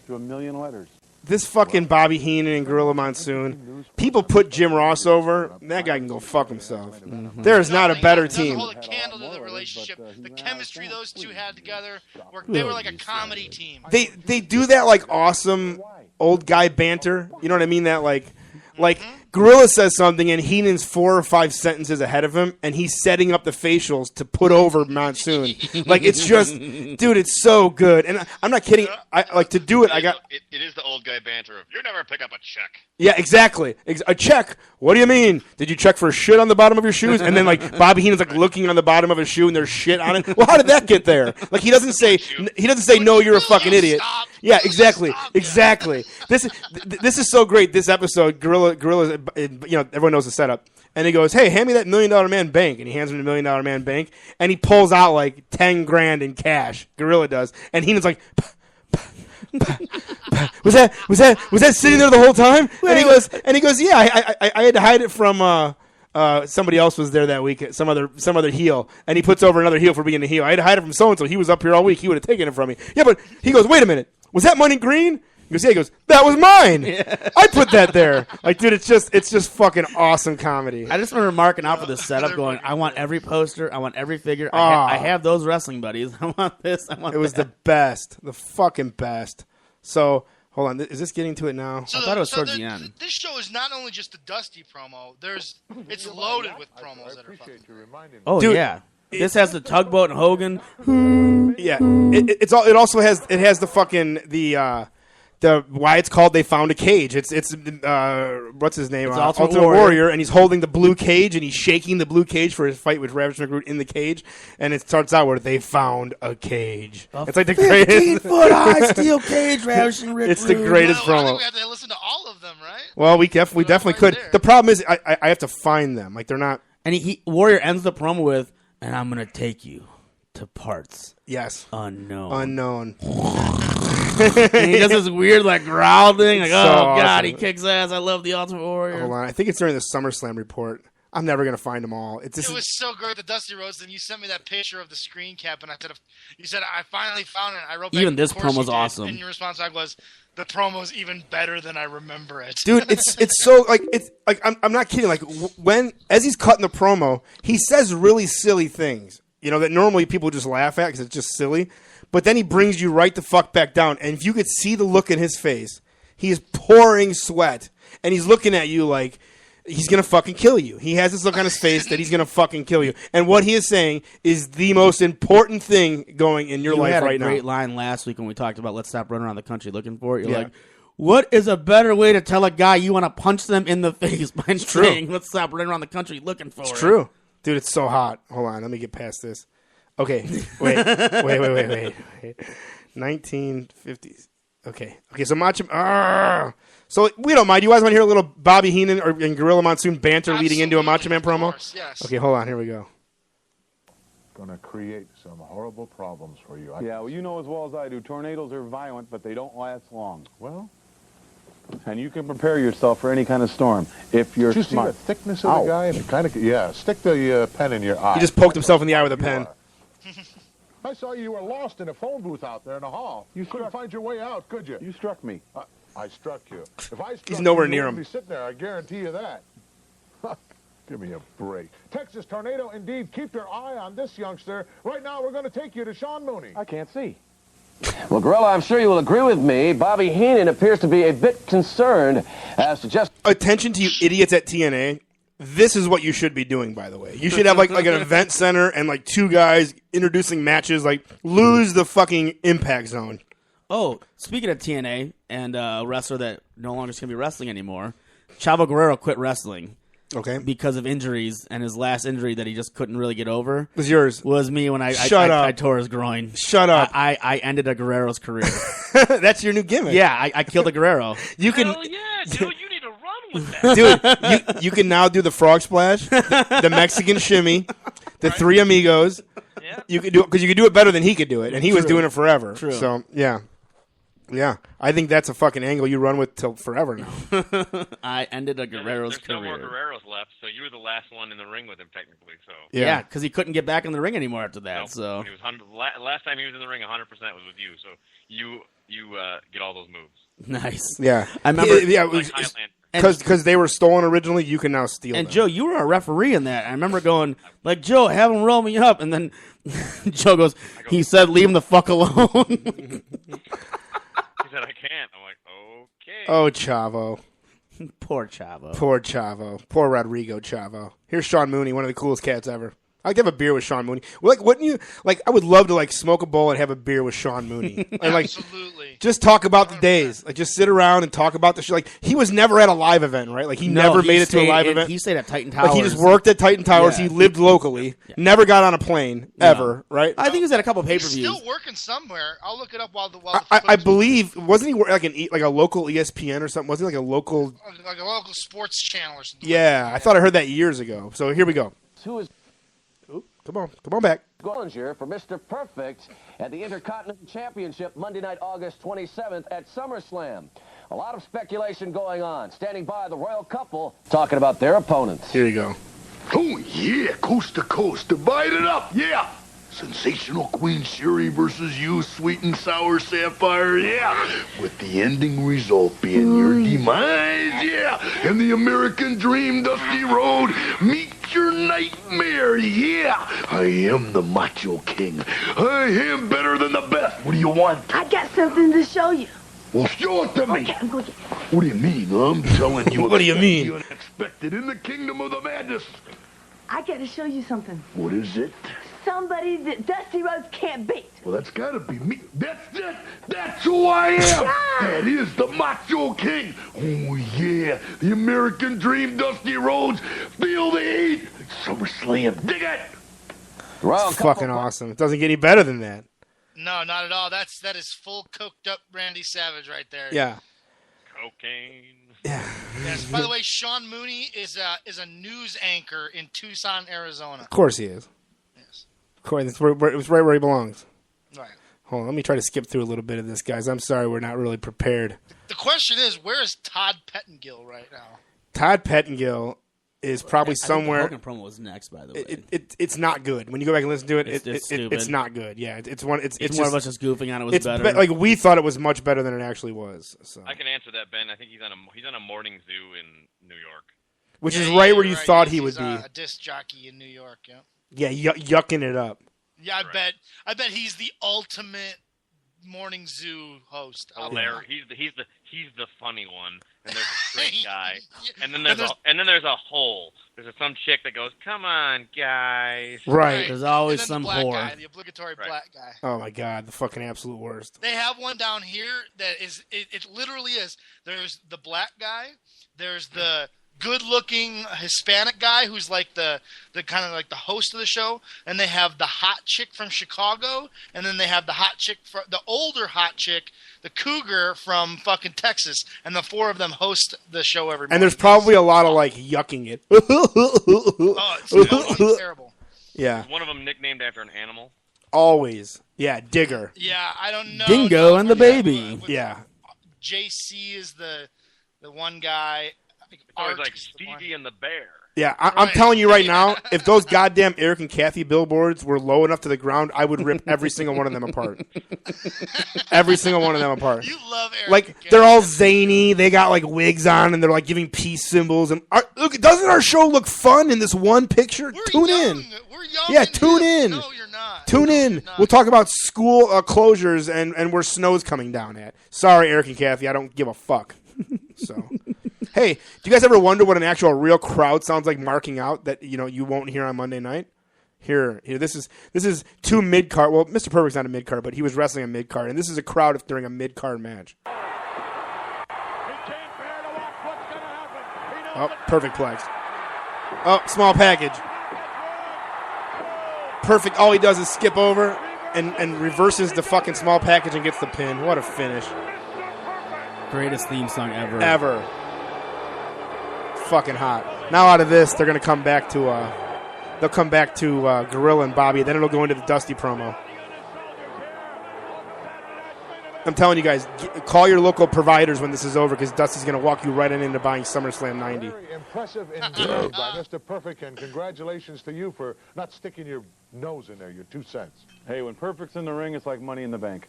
Well, hey, talking about bank, would you let me have that bank for a Yes, second? it's the same clip. $1 million man bank? Yeah, you remember last week you told me that Brother Love was going to be on the premises, and I didn't want to leave the money in the locker, so I put the money in here, and now it doesn't have to be there anymore. So thanks for reminding me, Brian. How much is that? I got to pick up some stuff on the way home. You going to buy a yacht? I appreciate you reminding me, really. Mr. Perfect has not yet... That money's been here all this time? Safer than being in the locker room out there with you and Brother Love around. And now he's trying to open it. Speaking about Mr. Perfect. And he can't open it. Like, dude, he's such a genius. Like, he goes to open the child bank and can't open it. Like, it's like outsmarting him. Like the joke. Like, you can't get 2 writers from Hollywood to produce this and make this magic. You can't. No way. You cannot. No way. If Vince and the writing team tried to write for those 2 guys back in the day, it never would have worked. It would have been Michael Cole and Jim Ross. It would have been the same banter. This segment, they would have been talking about Twitter. Yeah. Twitter. Exactly.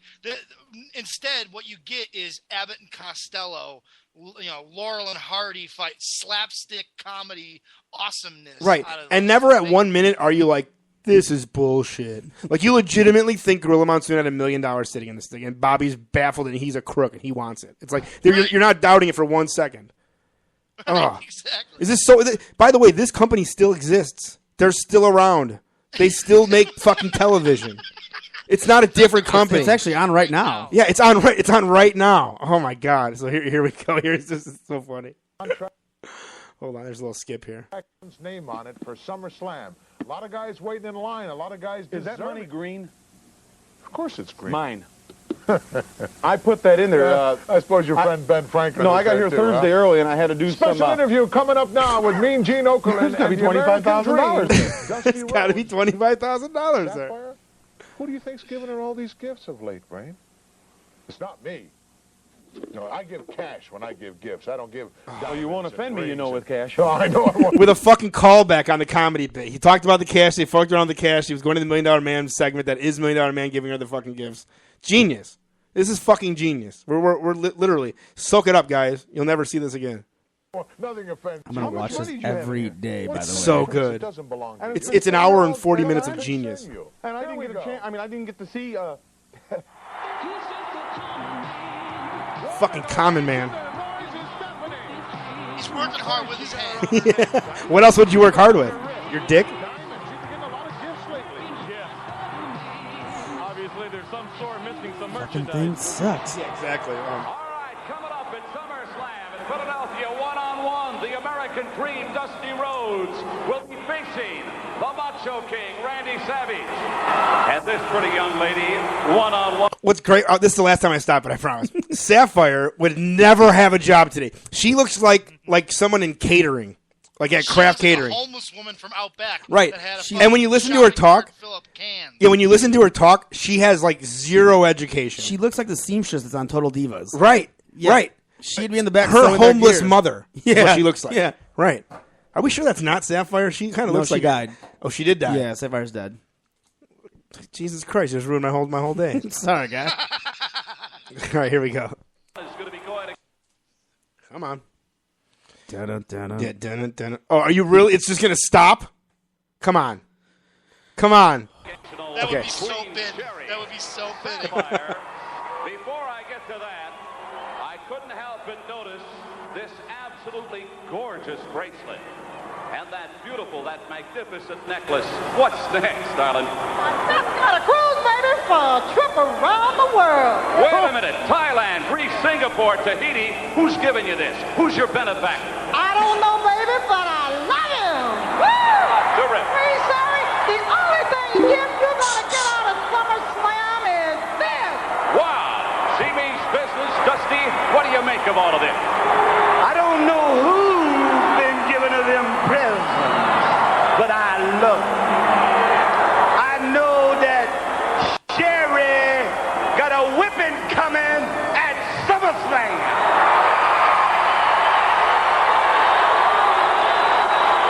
And you know, Gene, when I was growing up in Austin, Texas, we didn't have no kings and queens. All we had were people that worked in the ditches for a living, and money meant nothing because we had satisfaction. And without satisfaction, you can't get by, baby. So Macho King Randy Savage, I'm looking for satisfaction. I got to have satisfaction. I want satisfaction, and I damn sure gonna get satisfaction. Wow. Me and you, one-on-one. And I'm gonna be on you like I used to be on my Aunt I used to play dog. I used to hide under the porch, and when my Aunt I come by, I'd leap out and bite her on the leg. That's how bad I was. So I'm gonna play dog with you. And the main line is, the talking is over. Let's stop talking about it. Let's stop arguing about it. Let's stop chasing each other about it. Let's stop running around the country looking for it. Let's go to Philadelphia and let's go get it because the heat is on, baby. Goosebumps. Take my money. Yeah. Take it. I mean, and he's like the undercard. Goosebumps. Yeah, I got fucking like goosebumps. Hogan's not even here. Warrior's not even here. Like Legion of Doom's in back, getting high as fuck. Like he's nobody on the show at this point. Goosebumps. Chills right now. I got fucking chills right now. I know. Let's stop running around the country looking for it. Like how fucking I gotta use that solid in a is promo. that? Oh God. Let's go to Philadelphia and get it on. Because remember the catchphrase for SummerSlam was "the heat is on." That was the catchphrase for this year. So he ended it with the catchphrase of the pay-per-view. He's a genius. Ah. Dusty Rhodes, say what you will, the guy is literally in the top 5 all-time performers. The guy, he's a proven draw. He knows how to draw. He knows. So let me how ask you a to question. Make you believe in professional. Did we wrestling. over-exaggerate And that promo? Look at NXT, the greatest wrestling on the planet right now. Did we over-exaggerate that promo, or is it just as good as we explained it to be? Oh, it's great. Fucking It's gold. fantastic, dude. He's on fire. I gotta ask you a question. You know what's funny is Sapphire was getting all these gifts. They were setting an angle up where she was getting like secret admirer gifts. That was a story going on, and they didn't know who was doing it. But they never asked Dusty, "Are you doing this?" Like they never once asked him, "Is he doing He's it?" a common man. They assumed he's too poor. He's too poor. Yeah. Poor to be giving her gifts. Common man. Yeah, common. He works hard with his hands. They didn't have kings and queens. They didn't need kings and queens. They had satisfaction. Because they had satisfaction. Dude, like, I'm not joking. Like, that's like if somebody opened a movie with that, it would be the greatest movie ever. Like, and then like the backstep's like a farm. Like the common man. Oh my god. Did he give us the crazy story about how he played dog with his aunt and he Yeah. would jump out from underneath him? Because that's how bad he was. His Aunt I, by the way. That's his WWF run. I mean, that gets. I mean, that's a footnote on his career. Absolutely. The guy is a promo machine. Yeah. Go back to the old days on WCW Saturday Night where they'd have you come out and talk to Tony Schiavone behind the table. Dude, him and Ric Flair would battle with who could cut a better promo. Well, man, Dusty Rhodes is so good. Even his sperm is even grown up to be top performers currently. Dude, how about that? How about Goldust just seizing the opportunity? Has anyone ever in the business ever seized an opportunity better than Goldust has seized this one? No. Hey, by the way, he's better than you ever. In ring wise, this is the best he's ever been. Yeah, no, it's by far this is the best he's ever done, and he even said, like, I read a recent interview with him where he was like, I'm doing this for a reason. I know this is my last run, and I'm motivated. He's in the gym. He's never looked better. But let me ask you a question: why didn't he come back as like Dustin Rhodes? Like, wouldn't that be a better end to his career? That is a little strange, but it's hey, Goldust has never been more over. I know, but wouldn't it be I guess like settled into who he is as a man? Wouldn't it just kind of be like, remember, cool to be Dustin Rhodes? Goldust was a fuck you to Dusty. Mm-hmm. That was the whole that he was gay. You didn't know who he was. Here's why, though. Here's why, because the music is so synonymous. Like, they want that moment where the music hits and you know immediately. That takes 2 weeks of television, Ben, and a new song is born. They don't give a fuck about that. He could come out to Common Man and people would mark the fuck out. Oh, if he came out to Common Man, I'd be following WWE around the country just to hear Listen, it, looking for it. If he came out as Dustin and it was Dustin and Cody managed by Dusty Rhodes Forget with it. the Common Man music and them in polka dots, done. I'm not kidding. Next week, my break is going to have Common Man in it. That's my song for next week, in case you tune in. It's fucking the Dusty Rhodes. Well, look I'm not kidding. I think we should do like a week of one time where we just play promos, do like a whole show. We each pick out like 5 or 10 promos that we just think are the shit, and we explain them, and then we do it. This is the promo that Dusty Rhodes cut that made him the American Dream. Do you guys care to hear this? Yeah, no, please. No, why would I want to hear that?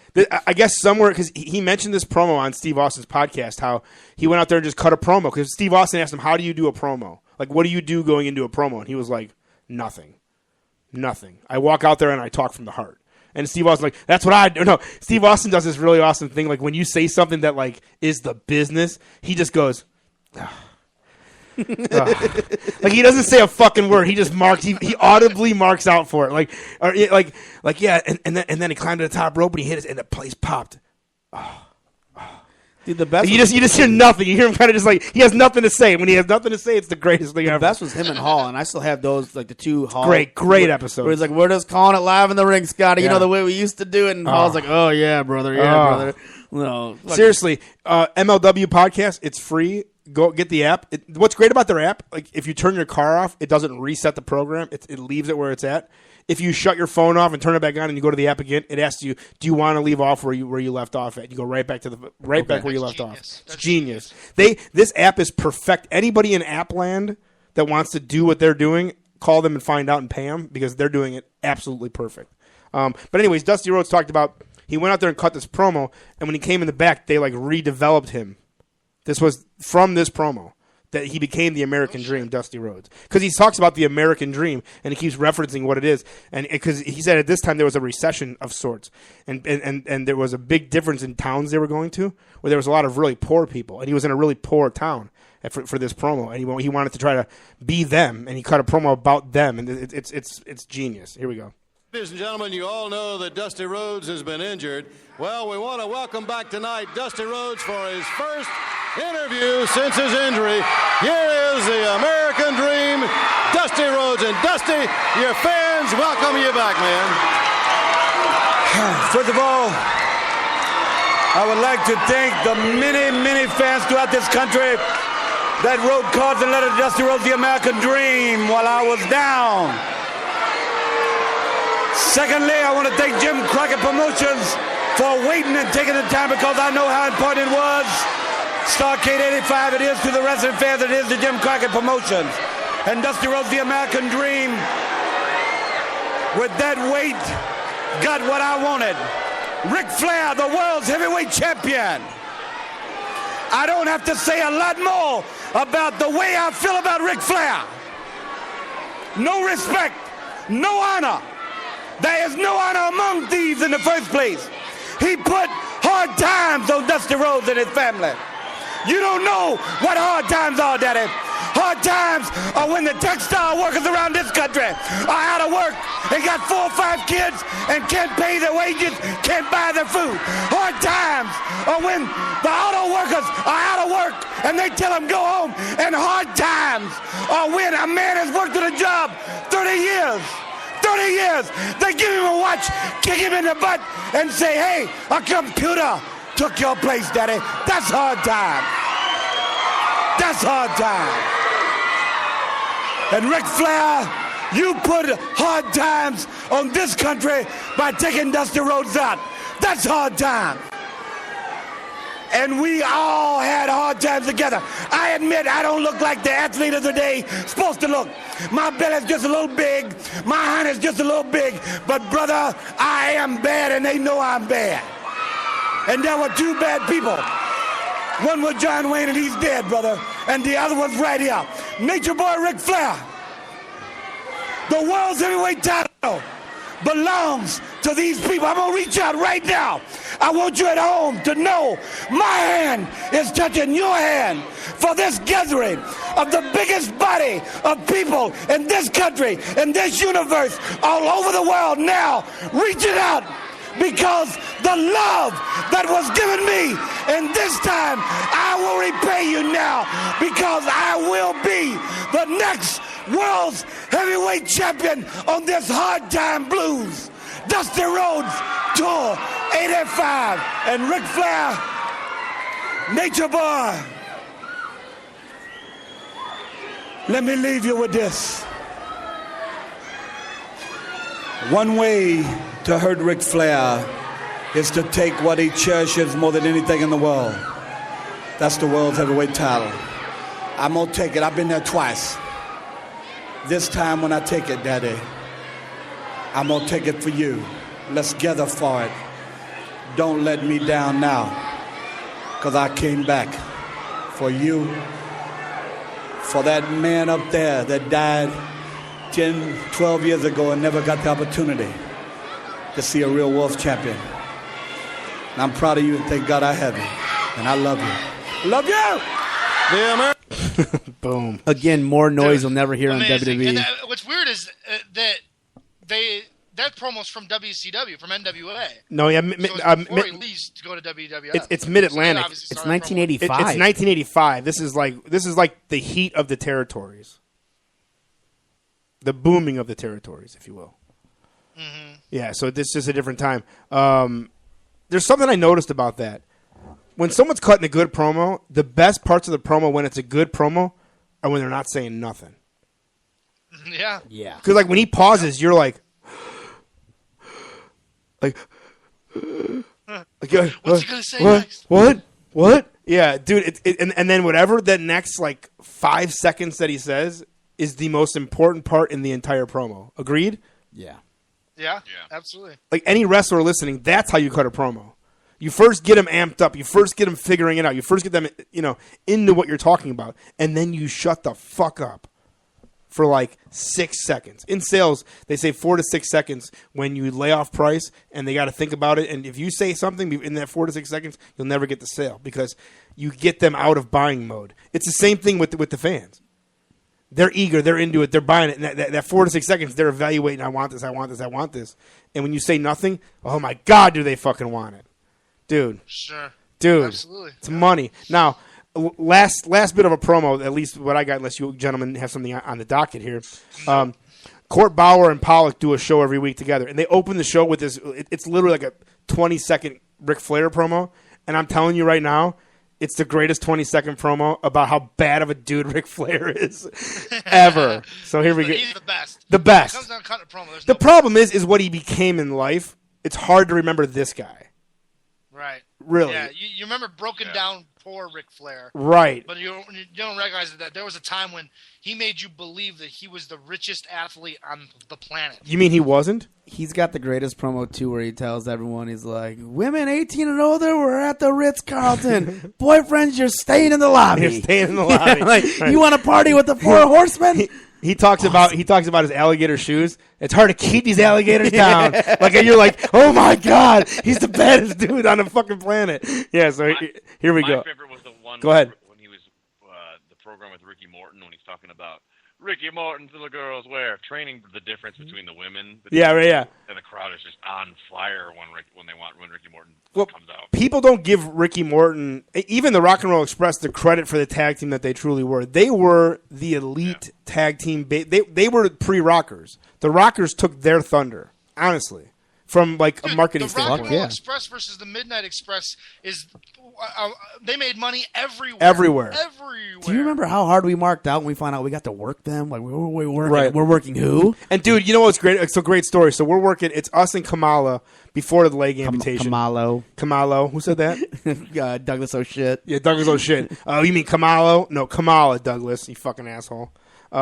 So it's the three of us against the Rock and Roll Express and Wildfire Tommy Rich. Like, does it get any better about like 60s and 70s wrestling than those? And fucking then three and guys? then it's us, and we're like, hamana. So like we don't belong. We're not worthy. Like in JCW, like we're the shit. Like meaning like we don't really like we kind of like run the play. Like it's like there isn't like a. We're the stars of JCW. So like we walk up to them and we just go, hey, what do you guys want to do tonight? And fucking Ricky Morton looks at me like I'm the biggest jobber on the planet. Like, well, who the fuck are you guys? Like he just looked at me like, get the fuck away from me, please. Like, and I'm like, oh, well, we're working you tonight, and I want to know if there's anything you want to do. He goes, tie up with me. Now I know this trick, the tie up with me trick. Basically, if someone says tie up with me, it's always a veteran. It's never like a new guy. It's always, and what they want to know is how stiff are you and what do you know. If a guy ties up with you sloppy, you know right away he's a jobber. If he ties up with you super stiff and sloppy, he's a jobber that needs to get his ass kicked. If he ties up with you super tight but professional, he's going to be stiff and you need to look out. Like that's what they're looking for, right? So I tie up with him, super fucking pro, like super, light. I love you. We're bros. We've been on the road forever. And he goes, all right, we're in a good spot. Okay, well, we're not going to call nothing. We're going to call it in the ring. And Peter's like, fuck yeah, we love it. I go, okay, we do that too. He goes, are you sure? And he looked at me, are you sure? And I go, well, yeah, whatever you want to do, man. I'm putting you over. Whatever you want to do tonight. He goes, all right, good. I'll see you out there. I went, we'll see you out there. And you could tell it was like he didn't know who the fuck I was. I didn't really know who he was. I know who he is, but I have no idea. Like, I've never been in the ring with him. I haven't watched his match in 15 fucking years. So we fucking get out there, and he calls like the easiest like tackle drop down, take it again, and we're right there with him. And he goes, all right, that's pretty good. And like now we're now this is flashlight. Mind you, it's flashlight wrestling. So the only light in a pitch black outdoor show is from the fans that decided to use the flashlights. They gave flashlights to everybody, and like a third of them decided to use them. So there was no lights. Nothing wrong with that. And then Wrestling in the dark. right, and then they attached flashlights to the turnbuckles so that they flashed into the ring. Well, a third of them didn't work. So batteries died. There was no light, and so he's got me in a headlock because I took it again, right? He's got me in a headlock, and he goes, "I can't see shit, kid. I can't see shit," and he's like petrified. Like he couldn't when he set me off the ropes, he couldn't see me until I was right on him, and he's trying to like articulate that to me, and I was like, "No big deal, right?" So I give him a couple shots. He tells me to take a buckle and take a knee to the gut. So coming out the ropes, I stutter stepped and took a knee to the gut. He goes, "Oh God, I love you guys. Oh God, I love you guys. Because you guys know how to work. Oh God, you guys know how to work." And then I tag out the brand. And the rest of the match they were money. They were money. So he takes me to the corner and he tags in Wildfire. And he goes, "Don't worry, Tommy. These guys are the shit." And he tags out. And I was like, I don't care who I worked with, from the Scott Halls to Kevin Nashes to whoever. Spike Dudley, yeah, whoever, right? That alone, I was like, okay, everything I learned, I learned for this match, right? And the best part about it was that was to continue our angle. Then we jumped Kamala because Kamala ended up jobbing to it. We jumped Kamala. Didn't we job or he jobbed? He jobbed. No Then shit. we laid the boots to him. Here comes Weedman to set up for the next night for us, the team, us against Weedman and Kamala with Johnny Richter as the manager. If you ask Johnny Richter, King Cottonmouth Kings, well, not anymore, but part of the Cottonmouth Kings, he's no longer with them, which is kind of sad. But yeah, they had a huge falling out. It was a long time coming with him, I think. Yeah, they hated him because he was an alcoholic. And remember, that was the year they left him at the gathering. They left him at the gathering because he was such a drunk, and they were like, "Fuck you, fly out to the next city. We don't give a shit about you." Left him there, right? So Daddy X, who's the original founding member of Cottonmouth Kings, quit a week before the gathering this year. Then 3 weeks or 4 weeks later, they released a message through Twitter that Johnny Richter left the band and Daddy X is back in. Then Daddy X, Brad, the DJ, and 2 other guys started bashing Johnny Richter about needing a lot of help, and he's a fucking fuck up and all this shit, and he's no longer welcome around Cottonmouth King shows. So, but if you ask him, his favorite wrestling moment ever is when he managed Kamala and the Weedman. Dude, they beat us, against right? the haters. Yeah, so they beat us, right? And then Kamala, who never talks, right? He doesn't talk on the mic, but babbles on the mic. Johnny Richter throws a mic in his mouth and he's babbling, and out of nowhere he starts singing a song. No. Kurt sparked up a joint. That's what it was. That's what it was. Kamala takes a big old hit and then starts singing opera. Yeah, and he's got a voice of a princess. Yeah. Literally is it on YouTube? It's got to be on YouTube, no? It might be. Hold on. know. Weedman and Kamala.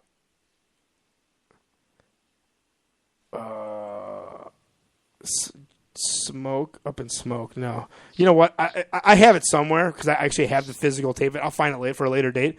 But he starts singing and the crowd's clapping with him as he's singing, and the whole crowd's clapping. And Johnny Richter's doing him and Kurt are almost do-si doing. They were blown away by how fucking magical. It was a magical moment. And I remember when Joe told us about it. This is the game with the radio. We're like, I don't know about that, Joe. And then what the fuck did we know? It was a lot of times where okay, first. Separate story. Mike Modest came to me one time and he was told that he wanted Sal and I to do the Boondock Saints gimmick. We were going to beat each other up and we were going to have all this stuff, but when we got in the ring, we were going to win. And I remember when I heard it, I was like, that's stupid. That's so stupid. And now I'm not kidding. I don't kick myself in the ass for anything. That's the one angle where I went, you should have just listened to him, because that's never been done in tag team wrestling, really, when you think about it. And it would have been a great angle, and he would have pushed for it. And because we did what he told us to do, he would have pushed for us other places. And it probably would have helped us in random places. Japan or something. Well, whatever, yeah. At the end of the day, it doesn't matter now. But it's a weird thing that plays in my head from time to time. So here, rewind. Here's this little Ric Flair promo. It's 20 seconds long. Ready? And go. It's so hard for me to sit back here in this studio looking at a guy out here hollering my name when last year I spent more money on spilled liquor in bars from one side of this world to the other than you made.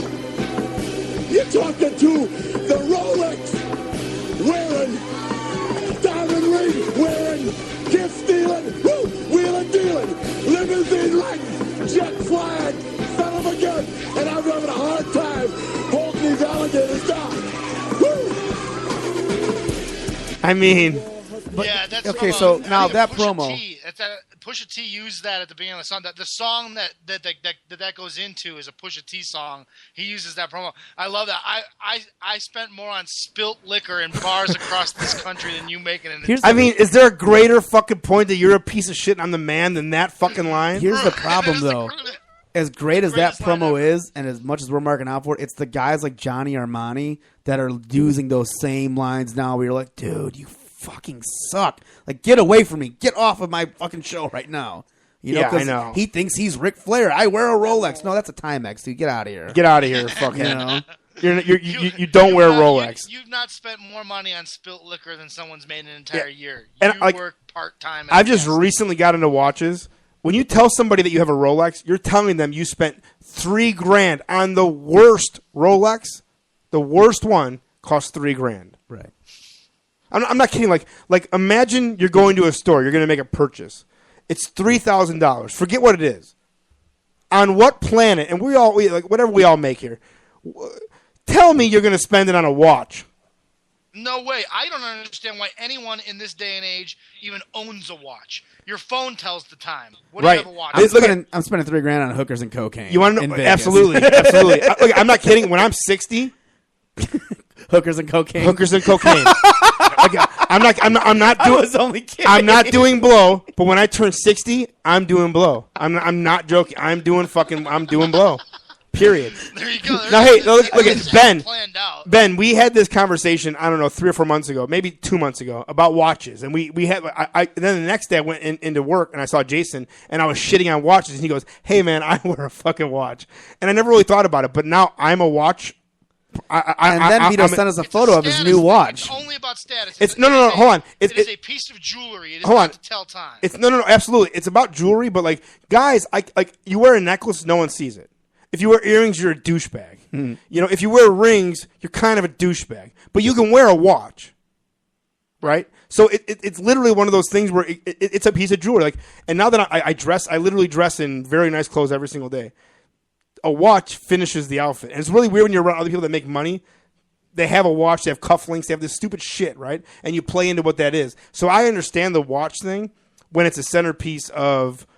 Not success, because that's a weird. That's not success. Is everything else. It is all about when it status. completes an outfit. It completes an outfit. It's not about status so much, Ben. It completes a very nice outfit. When you're dressed really, really nice, which goes along with your status. You hold yourself to a higher regard. I guess, yeah, You but dress not nice. You have nice things. You spend lots of money on a watch because it's a status, and you want people to go, "Oh wow, that watch looks awesome." But you know what's crazy? That really So ties your whole look together, well, and you look. But you look above middle class. What's crazy about a watch is and you dress nice. if you're not into watches, you can't tell the difference between a Fossil and a Movado.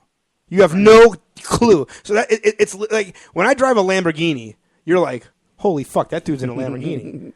It's not a Toyota, Tercel, where the fuck it is, right? It's not. But that like with watches, you can have a Lamborghini on your wrist and nobody knows it's a fucking Lamborghini. It's a very weird purchase. Today, I'm at my office, and my boss is getting ready to spend $22,000 on a watch. $22,000 on a watch, right? And so I start making fun of him because if somebody's going to tell you they're going to do that, the immediate reaction is you need to fucking slap them back into reality, in my opinion. Now, I see... And I don't want to say this, but $2,000 is the most you spend on a watch. Even that is crazy. But now, like shopping around for watches and kind of like getting in the watch realm, it's a lot of money. But any more than that, you're a fucking idiot. You're a sucker if you spend it. Don't get me wrong. Right. If you have a Rolex, that's cool. But the minute like someone sees that, they don't think highly of you. They're not going, "Wow, it's a Rolex," because they don't even know what that fucking means. Right. They just know it's a nice watch. What is it, $100?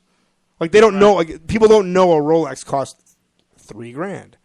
So he's getting he told me the name of it. I can't even remember the name of it, but it's the elite of elite watches. He tells me his uncle has a $110,000 watch. I go, that guy's a sucker. That guy's a sucker. Like that watch. That's like a 9 million % markup. The parts in it aren't better than what's in my Movado. But it was handcrafted in Switzerland. Right. So was mine. Guess what? So was mine. Yeah, like dude, feed the hungry. No, donate that money. But with a watch like that, you actually have to like. That's fucking excessive, and that's just a douchebag. Yeah, like if you spend $110,000 on anything but a house, you're a fucking idiot. Or a car. No, you're an idiot. If you spend $110,000 on a car, you're a motherfucker. Right? Yeah. Who are you, like, baby? If I win Mega Million one day when it's like 500 million, but here's the I'm thing. doing it. Here's the thing. You know what? You could pay cash for a Corvette. That's $80,000. That's loaded. Oh, I'm getting a Lamborghini. It would blow your mind. On what you A Lamborghini is over 300, so you're not buying one for 100. Then fuck it. If I have 500 million from Mega Millions, fuck it. 300,000. But you know what? There is something to be said, and I think this sparks really good conversation here. There is something to be said, like I'm now in a weird spot where I'm not really making money, but I'm starting to make money, right? And we're saving money and we're putting in, like, we're doing stuff. But I got to be honest. I hope for me one day. I hope this continues for one. But I really hope it gets to a point where I do donate and I do charity. Like your soon-to-be wife is a blessing in disguise. She does these super awesome. She was telling me Christmas Eve, Brandon's soon-to-be wife, Paulie's. They're the same person or whatever. Yeah, two different people. Right? That she does charity on Christmas Day. Yeah, and the next day, I'm not kidding. I process it. You know me. I'm always like, I'm like a day later person. You tell me something and I blow it off, and then a day later I think about it. And I call you and I go, hey, I thought about that. Like. And there's like, a handful of things that do that to me. She donates her time a lot. We did it. Oh, you were there too. Me, her mom, and her sister. The four of us volunteered our time that day. Christmas Day. Let me kind of put you over a little bit. Yeah. Christmas Day, they go to this place for abandoned people, basically. That have no family. They're mentally disabled, and their families decided to sign them over to the state. They're property of the state. Imagine having a kid and signing them over because they don't fit your lifestyle. Like, whatever the reason is. The ultimate reason is they don't fit your lifestyle. Like, I have a daughter now, and I don't give a shit if she's pudding in a fucking bowl. I'm not turning her over to the state because to me, that's a cop out. Yeah, That's the ultimate cop like out. what I'm making now, I will lose that for my wife to work and me to stay home to entertain the pudding in a bowl. If I'm making sense, you know what I mean? Like, I couldn't imagine going, you know what? We like to vacation, we like to fuck around, which we do, but we can't do that with this. So. You get to go to the home. And anyway, she tells me a story that before she got involved with this, there was funding for it, okay? And there's still funding today, but the funding allowed for coloring books and crayons for adults on Christmas Day. Now, I don't care how slow you are. I don't care how not with it you are. Coloring is probably not really high on the priority list for the holidays for you at all. And, whether you have a family, you don't know, I don't know that part of it, but I can't imagine what that even means. So I would hope one day that I would get to the point where you donate your money. Instead of doing $110,000 on a watch, I would hope you buy a nice one. Sure, maybe you spend $3,000, which is stupid. Yeah, but still, right. And then $107,000. You're still treating yourself. $107,000, you just give to a charity. Now, you know what? I'm kind of against charities. Because there's guys that make $1 million that run a charity. Like, you almost want to find a family that's hurting and give them $107,000 and go for the next however long.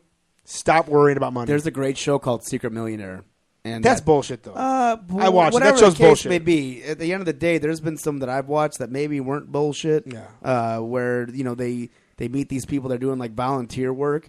Under guys that they're actually going to be giving these people money and stuff like that. It's kind of like Undercover Boss and stuff. If you go online, they're bullshit. Okay, well, thanks for ruining my parade. No problem. At the end of the day, like I said, I was there Christmas That's like Day. when I had Iron Chef ruined for me by Larry's girlfriend when she said that they give the people they give them ahead of a time. week ahead of time. Yeah, they tell them what they're going to cook ahead of time. Oh, thanks, man. Yeah, so now you just ruined it for Brandon. But so there you go. I was there. Hey, John Kelvin, don't ruin my show for me. Yeah, so. I was there Christmas Day, and some of these people are confined to wheelchairs, and you have to open up their gifts for them. And do they know when they get it's a gift. They get it. Yeah, and wow. their gifts range from blankets to pajama pants. And those are all gimmies. It's not like you guys didn't bring them. No, they were somehow however they got there. I don't know if it's funding. One more question: is it re-gifted stuff or is it used stuff? No, it's brand new in a box. It's not used. No. So who gives these gifts? I don't know where that comes from. I don't know if it comes through Clearbrook. That's the name of the place we were at.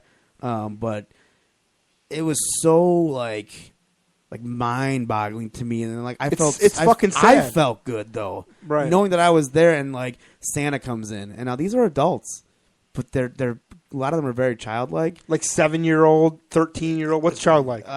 4. No shit. 5. Some you can have a conversation with, some don't even talk at all. So, but I opened up these gifts for this woman. 40s maybe, but she's confined to a chair, and she. When you're opening, I don't mean, so when you're opening the present for a 40-year-old in a chair, and you're sitting next to her, just can't do it herself. No, but is she going? Like she can't wait for the gift. She's into it. Yeah. Wow. Yeah. Wow, that's incredible. And That's pretty powerful. Pretty fucking powerful. And then she got a couple gifts. She got a blanket, and she was holding it and rubbing it on her face, and just she got a blanket. She was so happy she got that.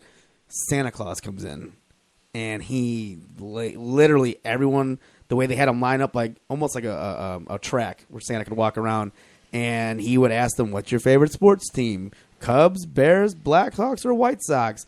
No matter what they said, they either got a football or a basketball, a smaller like basketball rubber ball with their favorite sports team on it. And then we got to play catch with a couple of the guys and do things like that. Like it was so awesome for me, like almost like brought tears to my eyes being there.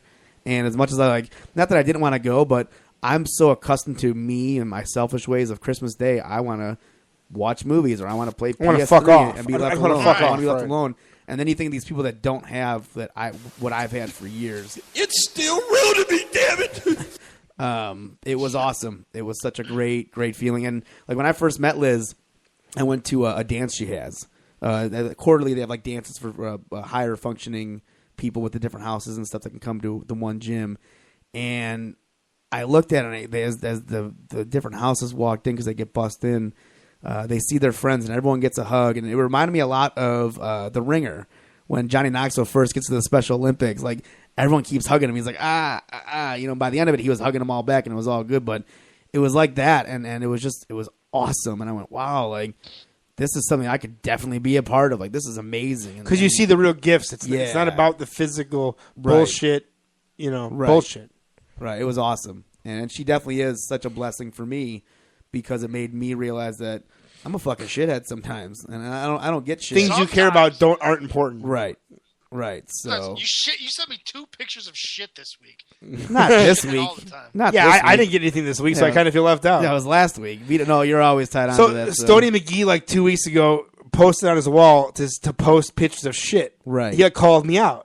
So I texted him a minute and a half later. I texted him a picture of shit, right? And he goes, "I meant posted on my Facebook," and I went, "Fuck off." And then I haven't heard from him since. So wait, what did you kind of blipped out there? I mean, what happened? You said Stoney McGee posted on Facebook that something about something, and it ended in "so post your pictures of shit here."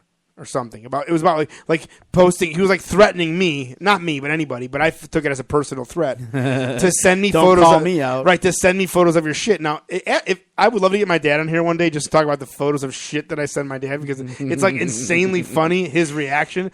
He wanted to get my brother's fiance's phone number to like forward her the text of Brandon's shit because he was like so offended. It's awful, and I don't put it over. I never. You can't, but I know you see it. You know what's funny? You know what's funny?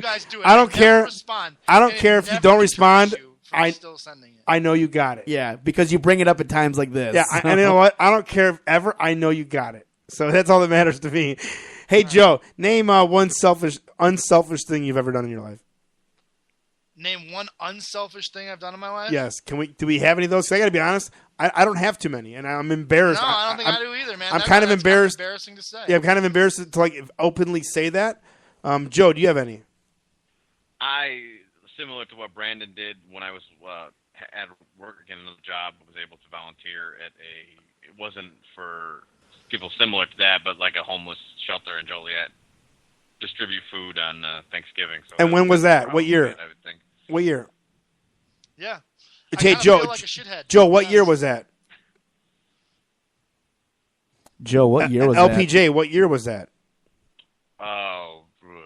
2008 or 2009. And it was. And what brought you to that? Like, what were you doing that made you go to that? There were other people at the place of employment where I was. It was the radio station that I worked at that were doing it. One particular person that did it every year and invited other people at the station to do it. And it was the day before Thanksgiving or the Tuesday before. So okay. It was eye opening for sure. But yeah, it was a couple years ago. But then it was just through that. I mean, I guess I did it at that time. So I probably could do it more. Yeah, could do it more. I think we all could do it more, and it isn't just about writing a check. I think it's more like physically going and then physically doing. Like Brandon and Joe saw something that I can't. I mean, the difference is I did service plumbing in California, and we serviced kind of like a home like that. Mm-hmm. It was a home. It was mentally challenged, but it was more old people. It wasn't. Right. There was no kids. There was no teenagers. Right. It was old like abandoned people. It was kind of I don't even know how to really explain it. And I felt that way at one point where you were just like you hated going there. Like when you get a call, you had to go because they were like a half of a mile from my office, so we would have to go there. They would flush shit like you have not physical shit, but they would flush like a book down the toilet. Like how did this get in? How did something this big get in something this big? Like you had and you'd go there and it was like you're pulling toilets apart in what looks to be a hospital room. They're very small rooms with beds in them, like a hospital bed. It's like a shitter, dorm. It's like a shitty college dorm. Right, almost, a shitty college dorm with individual bathrooms Yeah. in each room, like any hospital if anybody's ever been in. And honestly, your fiance brought it up. And like I said, I reflect later. Yeah. It was one of those things where, man, that's what it's about. It's not about that other shit. Yeah. And I think when you take time out of your, we all have like, I want an hour to myself, or I want to watch my DVR. Right. All that's fine, but imagine like that when you open that gift for that lady, she's never gonna forget that. A lady who can't remember shit or know anything remembers you opening her a present. Right. Isn't that powerful? Yeah. And the cool thing about it, because that was my first time ever doing it, there was a group of guys around my age that I guess one of their buddies must have known the girl that was running it because she was around my age as well. That was their first time too, I believe. So we all kind of bonded too, and like we were kind of buddies for the day, and we were talking about things, but between doing the other stuff for the people as we were volunteering and stuff, and it was, dude, I'm telling you, it was literally like one of the greatest moments of feeling good that I've ever had. So, and that's all because of Liz. Like I can't put her over enough for that, for giving me that feeling, because it made me feel so good, man. So wow. So I guess you don't really have much of a choice. Not like you don't. But I mean, your fiance is a saint. Like she lives. This is her life. That's it's her not life. like she doesn't volunteer once. She volunteers daily. She, in the month of December, she saves all her vacations throughout the year to take off the month of December. And what she does is she plans family fun days where she takes her mom and sister out. And now this year I got to be a part of those, which was awesome. Yeah. And with my schedule being off certain days of the week, we were all able to do these things where we went down to Chicago for a day. Tomorrow we're going to Rockford for the day and stuff. So, okay, so minus the family fun days. And remember I said last week, we were in a hotel. And so that was a fun day for her and I that she purposely put aside for her and I to do. So now, minus all that, she takes all these days off of that. She does her respite work, where respite is basically like a one-on-one. This is a very like caveman way to say it, so she's listening. Don't get mad. It's like this is a very ignorant way of being an ignorant person. And I apologize in advance, but it's almost like a babysitting where a parent can go Christmas shopping, or a parent can just gotta go do their own thing for that. I think one that's day the saddest part is like kind of when they're like, I got to get away from this kid. It's not that they got to get away. It's just sometimes they have shit they have to do, and there's people that do this respite work. The thing about Liz is, and I'm not putting her over because she's my fiance. I'm putting her over because it's the truth. The parents love her. They fight to get. What days do you have off? Okay, nope, you don't have it off anymore because you got my kid now. And there's two guys that she works with. One's 12. One's 24, I believe. And the guy that's 24, she's dealt with since he was about 8 or 9. So, I mean, she's been with him forever. And it's awesome, man. It's awesome. Well, I got a guy that wants us to call him live on the show because he wants to change his ways. Do we want to talk to Jason Rain? Yeah. He just texted me that he wants this in his life. So we're gonna do it live if you fucking will. Oh, where's my drop at? My drops are all over the place now. We'll do it live. Fuck it. Vito, Page, and Green. Yeah, Vito, Page, and Green. Page 1. Jason. Yes. JJ. Just Jason. JJ or Jason DeCanio. Which are you tonight? Well, whichever you want me to be. All right. You're going to be J3 tonight for whatever reason that is. Are we on right now? Yeah, what has it been? J what? J Trizzle. You're J Trizzle tonight. So. Are we on right now? We're live, and we're getting ready to go to break, so we're fucking live. Oh, well, fuck. I don't know. I thought I was on hold or something. No, you're never on hold. So we don't have hold. Are you crazy? So you're listening to the show. We're talking charities. We're talking. I picked up the show when you were talking about watches. Okay. That's right where I picked up. So what do you, now? Jason's the master of watches. What can you tell us, Jason? I'm the master douchebag. Yeah, you're the master asshole that spends money you shouldn't spend on watches. Well, I like watches. Like I just like them for show name. Not for telling time. I like turtles. You know, I agree with you, Ben. It's pointless to get a watch to tell time. You don't need a watch to tell time. It's simply like a guy's piece of jewelry, because I agree with Vito. The rings and the earrings and necklaces and all that kind of stuff, I'm not into that. So I like watches. I mean, I think when Vito started asking me about watches, like what's a decent watch cost? And I'm like, well, he's like this one you got on right now, like how much you pay for it? I was like $350, and he was like, $350? What the fuck? For a watch? That's For crazy. something you don't even use? And I was like, dude, this is just like it's just like a nice watch. I mean, it's not like a high end, whatever. Like a Movado or something like that, where you're looking at least $1,000, or something like that. So, but he's right, man. Like a Rolex, like the shittiest Rolex out there, like that you're not even in the game if you got it. It's like $3,000. So it's crazy, and it's very easy for a watch to cost, upwards of $200,000, and you can look it up online. It's crazy, Dude. Hey, Jason. So I'm at the office today, and Rob's looking at a watch that he wants to buy, and I heard you talking about that. $110,000 or some shit for this fucking watch that his uncle bought, and I'm like, but what? Rob doesn't strike me as like one of those type of guys, though. I'm sorry. His was like 20. Probably got a huge fucking bonus at the end of for the end of the year. Yeah, his was like $20,000. It wasn't. He was talking about his uncle that was 110. $20,000, man. You're right. I mean, I think about things. $20,000 would get me basically out of. I'd pay my car off, pay off my credit cards. You know what I mean? It would put me in an awesome place. I guess you're already in. He's gonna when go you and just wear it on his wrist. When you spend that, you're already kind of in an awesome place. Right. If you have $110,000 to spend on a watch, you probably are set already. If you have that kind of fuck off money, I mean, come on. Yeah, you have no bills. Like your bills are just paid on auto pay. Here's the question, fellas. Here's the question. Because it's not to tell time. Is your watch actually on time, or does it even Mine is. Did you wind it? Mine did you wind is. it properly? Mine is. Mine is. Mine's on time. Mine is because I'm at least because that's where I think it's a douchebag move. Is like if you have a watch and it's like not even ticking, or or it doesn't tell. Because you didn't wind it properly that morning. That's when I think it's a douchebag move. By the way, yeah, I got some of the coolest features ever on my watch. Mine is ran from a satellite. I don't set my time. My watch is like 3G. Like mine's set like a satellite runs my watch, and it's got kinetic energy. Nerds. Yeah. So, Get those nerds! So did you tell these guys the story about how my watch from work? Here we Tell go. them the story? Jason wants to put himself right on over, and I got no problem with it. Fact. Okay, because when I first started training at our job, Jason, Jason. Like, anybody that can sell. I thought he wanted to change his ways. Now he's just putting himself over. He hasn't changed at all. I'll buy you a watch up to $1,000 or an iPad. And I was like, all right, cool. Well, I already have an iPad, and I gave him $700,000 in 6 months. So I held him to it, Because you know what? Because honestly, Jason. It's the Christmas party. I'll just turn him down because he's blasting away. $600,000 in 6 months is impossible. It's like like the guy said. To be honest with you, he's still talking. Johnny Armani. Yeah, he's Johnny Armani in the show. To be honest, here's why, Vito. Because I don't know if it's just if it happens.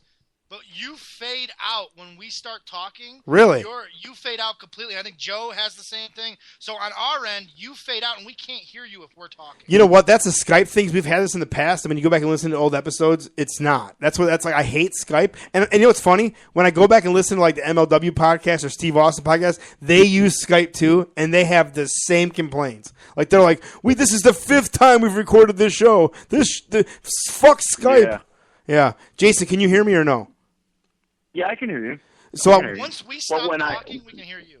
Okay, what I was saying was when I listen on the radio, when I listen it the next day or something like that, whenever you go to like a clip, like let's say you're playing that Dusty Rhodes thing in the background, it takes like 3 or 4 seconds for it to fade in, for the volume to go up. Yeah, that's like something. It starts off real quiet and then it goes up in like 5 seconds. Yeah, and I can't figure out how to correct that. And I've looked on, I've literally researched. I can't figure out how to do that. So, long story short, they tell Jason.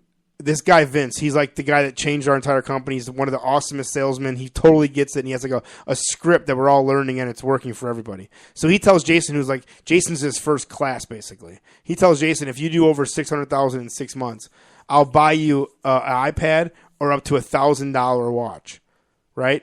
So Jason crushes it and does over 7. Is that with tax or without tax on the watch? Yeah, Jason, was that with tax or not? Did he specify? What's that? Was that with tax or up to that plus tax?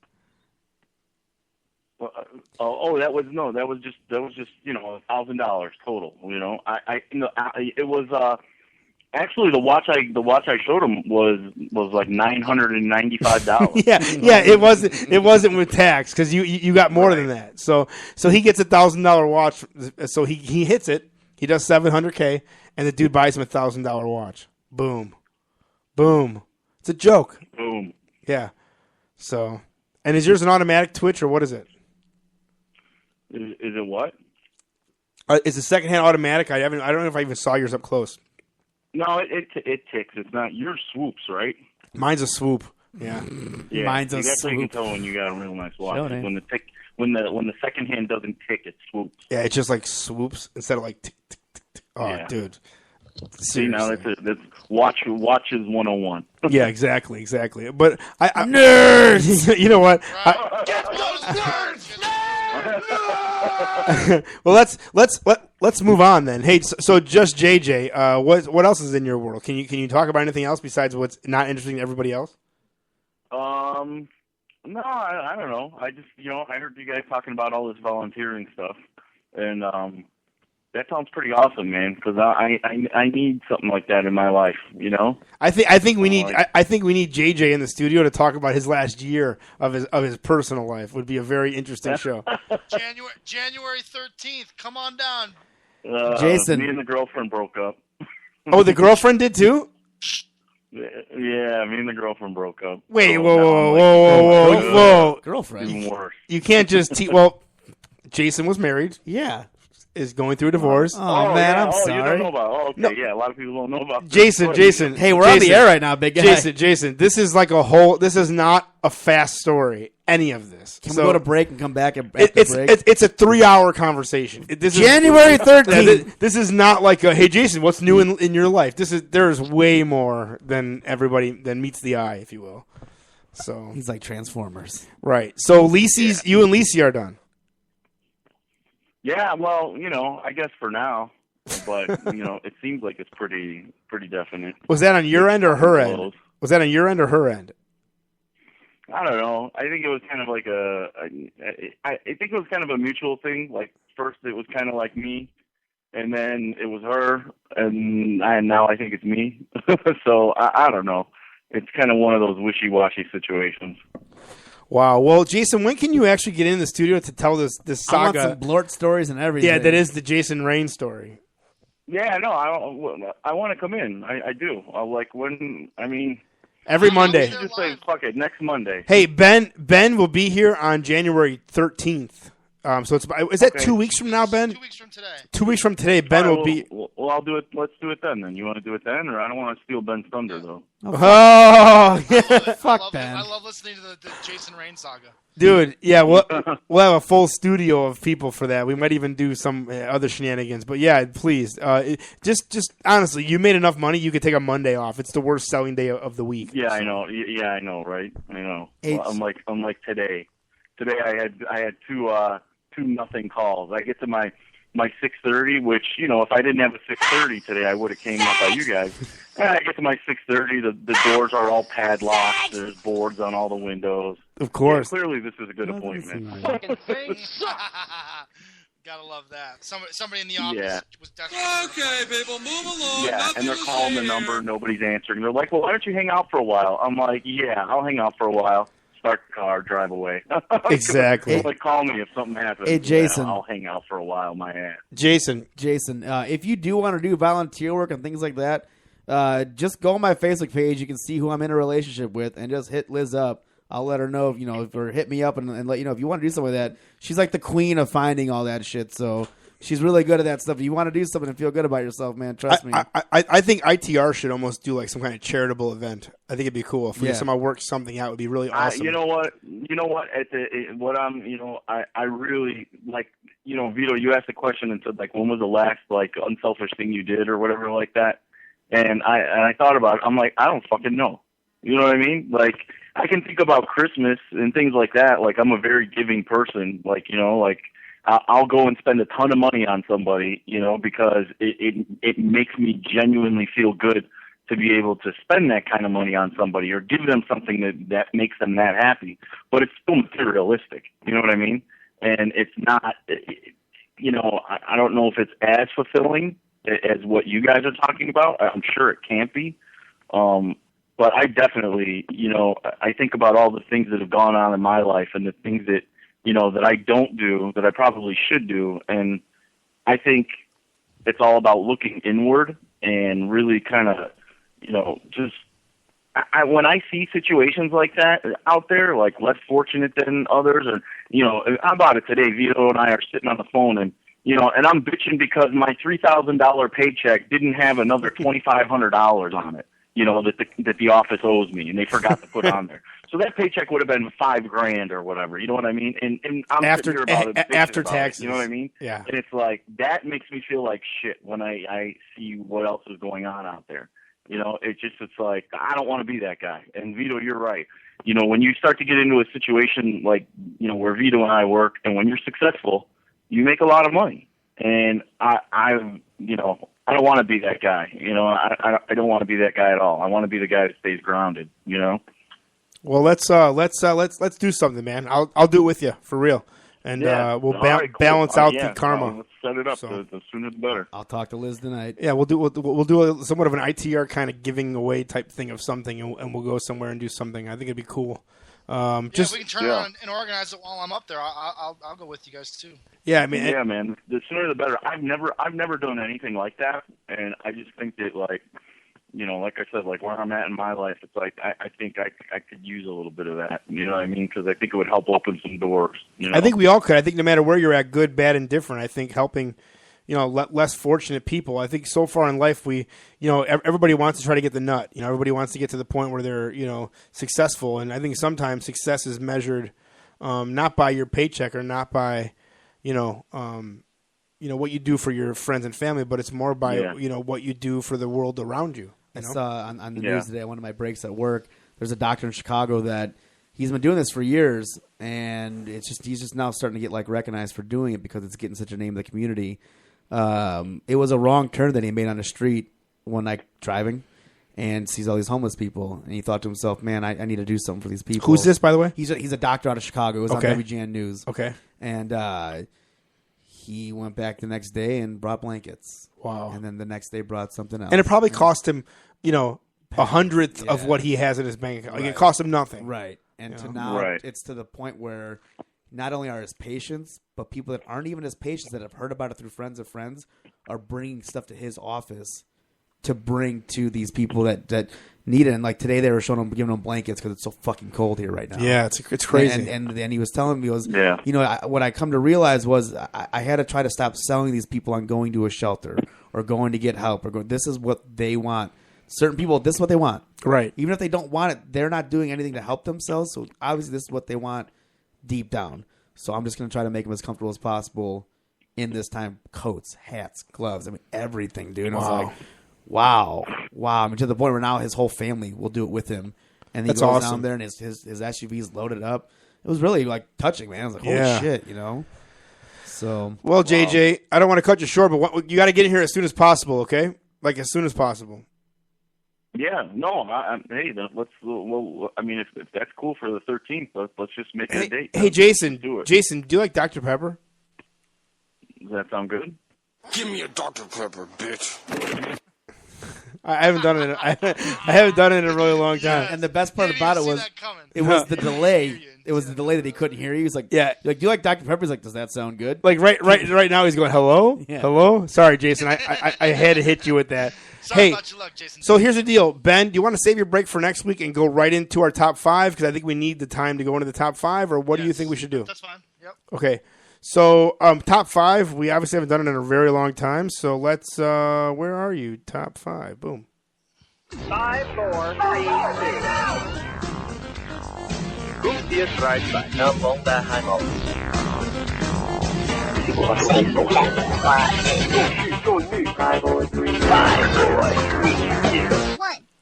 Yes. And right here on In the Rotation, it is time for the top 5 countdown. What we do, those of you that have not heard this segment before, let me kind of set it up for you.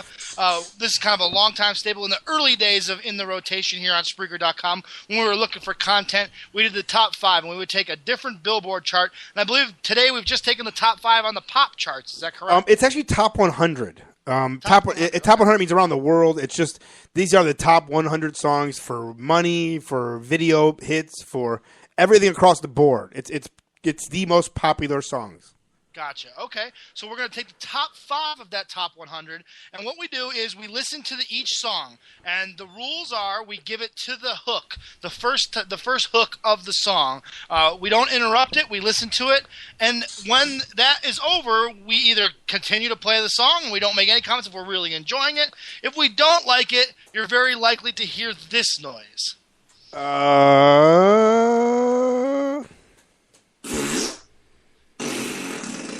Excuse me. Sorry. There you go. And if we are not liking the song as it is playing, you'll probably hear various. You know what? I had to stop doing that because there's like illegal sites have those things, and when I go to them, it fucks all the audio up. So I'm not gonna play shit noises during it. I might drop like random. Hulk Hogan, we coming for you, nigga. Like, do we want to put those in the middle of it instead? You know, what I mean, Basically, we care about anything but this shitty song. Yeah, right. I fucking beat off to my grandma showering, so it's like I'll beat off to that, sure. Fucking thing sucks. Yes. So what we'll do is we'll go through each of the 5 songs. I think it's only happened once in the history of the top 5 that we have gotten through an entire song, and in fact, no, no. And replayed immediately. It's only happened once. No. Usually it gets shit on, but every once in a while we do find a gem that we didn't realize we like so much. Train. So Drive it is by. now time for the long-awaited Billboard top 5, top 100 songs in the nation, in the country, in the world. What comes in at number 5? Vito? Well, Ben, actually, Train, Drive By, we did play the whole song through, but Bruno Mars, If I Was Your Man, we restarted with a circle jerk. Yeah. And we all circle jerked right on out to that. So. Right. I remember as soon as that first lyric hit and Vito just went, holy I was going fuck. through a fucking really difficult time when that song came on. Yeah, that was really very, very, very close to home in a weird way. So Lorde, is it Lordy? L-O-R? Lord. I think it's just Lord. But isn't Lord L-O-R-D? What's the E mean? Well, she's from Australia. So let me ask you a question. In Australia, they spell Lord this way? I guess. Okay. Well, that's just her name. Now, Royals, this song, if you don't know this song, you don't listen to the radio. Ben played it for his break one time. Okay, here's the deal. It's got since June 18th of this year. This is staggering. 132 million hits. I mean, if you don't like the song, you're wrong. I'm not a fan of it, but I'm wrong. Is she hot? I guess. It might be an intro violation, by the way. Yeah. Intro violation. I've never seen a diamond in the flesh. What? I cut my teeth on wedding rings in the movies, and I'm not proud of me. Wait. She cuts her wedding ring on her teeth in the movies? What does that even mean? I'm not exactly sure. It just sounds really good when she sings. No, like I think the beat of this song, you give me some ecstasy, yes. I love it. But when you literally break this song down, what are we talking about? I don't know. I guess the theme of the song ultimately is, she's not about material things. She's never going to be a royal is really the theme. Like, I'm never going to be like... Even though she's fucking paid for the song. So, hey, Joe, by the way, I think I'm going to be at your house tomorrow night. Wow, all right. That's a surprise late entrant, but that sounds awesome. With some Ms. Ali from... I hate to bring only stuff for myself, but I have about a half a gram. It's not enough for everybody, so... Hey. Do we want to tell the story of the mushrooms that never came? What do you mean? Remember the Mario Party? Oh no, we've definitely told it where Justin, or what's his name, Tommy Reno. Tommy Reno, he was waiting for the fucking shroomies, and that's when Joe fucking tripped out on his balls, and he never got him. He never got him. You know what's great about that though? I had 1/8 left that would have went to him. So like 3 months later, I did them by myself in my house watching TV. The greatest fucking day. So because that happened, Joe, I owe you everything. The mushrooms that never came. Yeah. So Lordy Royal, sorry guys, we broke our rule. My address in a torn up town, no postcode envy, but every song's like gold teeth, gray goose dripping in the bathroom, bloodstains, ball gowns, trash in the hotel room. We don't care. Okay. We're driving Cadillacs in our dreams, but everybody's like crystal, Maybach, diamond. Hold on, is she saying we driving Cadillacs in our dreams because like her dreams kick ass? No. She's saying all the other songs out there are like, we're fucking awesome. Like, you know, like, remember I made fun of Ben a couple times, like, all the rap songs, like, I make money, I fuck your mother, I'm a big shot, you're a piece of shit. Like, Right. That's what she's saying without, you know, as Other songs do, but we don't do that. And she's like, but we're all people, like, we're all normal, like, you know, fuck off. You know, I think that's what the song's actually saying. Like, we're not Okay. royals. Like, I'll never be a royal is the next lyric, I think, or it's coming up. On your timepiece, jet planes, islands, tigers on a gold leash. We don't care. We aren't caught up in your love affair, and we'll never be royal. It's a running out love. I don't know. I think it's got an awesome beat, but I like it. I just, yeah. I'm over this song. I can't believe it's still in the top 5. Right, The song's it's been out for fucking it's ever. been played to fucking death. No? A little overplayed. All right, Ben, what's your vote?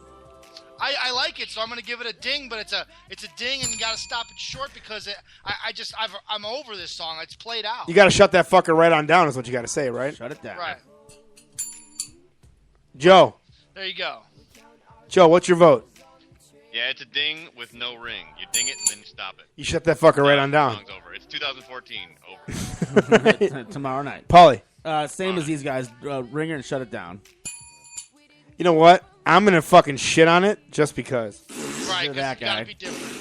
It's not only different, I've heard it, like, you guys are all saying the same thing I'm saying. I've heard it to death, and I don't like it anymore. I like the beat's awesome, but I'm ready for a remix, if you will. So, Yeah, boom. she's got another song out that just came out recently that's okay. Who gives a shit? Who gives a fuck? She's got a good voice. I like Who her gives a shit? Who gives a fuck? Right. She was, I guess she was like the American Idol of Australia. Oh, good.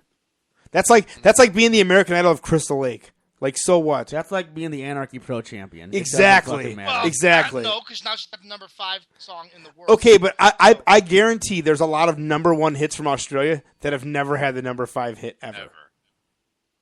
So Yeah, no, absolutely. She's crossed over. And here's the deal. That is Chris- a major hit Chris for her. Hero- She's made plenty of money off that. Chris Hero came from she's some in the WWE now. right, and Chris Hero came from somewhere in the middle of Ohio, and he's making money doing indie wrestling. It's not like that's not the norm.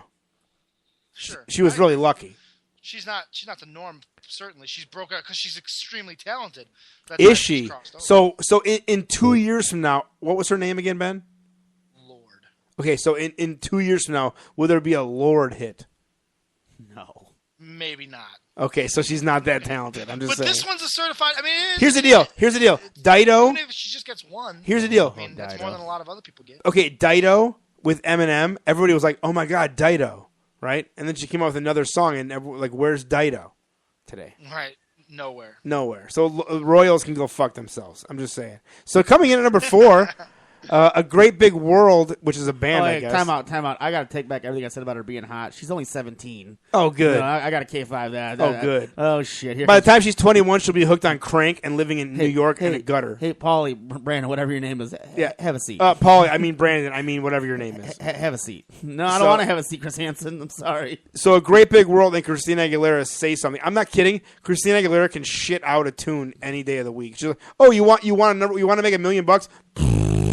And here it is. That's a sound clip, right? That was a good one. That was a good one, I've right? genuinely never heard this song. I don't know how it's number 4. I've never heard it. I don't know if I've heard it either, but I bet when I hear the beat, I've probably heard it. Can we agree on Ben, that? You didn't know who Christina Aguilera was when she was announcing that Pitbull song. Yeah, you had no idea who she was, but now you do. Well, I knew who Christina Aguilera was. I just didn't know she was in that He song. says Christina He shouts her name Aguilera. out. Here we go. Oh boy, sad piano music. Same bed, just a little bit cooler now. What the fuck he says? A song on the radio, but it don't sound the same. Not the same song. Say something. Look at this fucking nerd. Nerds. Get those nerds! Nerds! This guy's a nerd. I'll be the one if you want me Google a great big world. This guy's a fucking nerd. You're not supposed to interrupt this. I can't stop. I'm a few shots of tequila in at this point. I would have been blacked out by now. Yeah.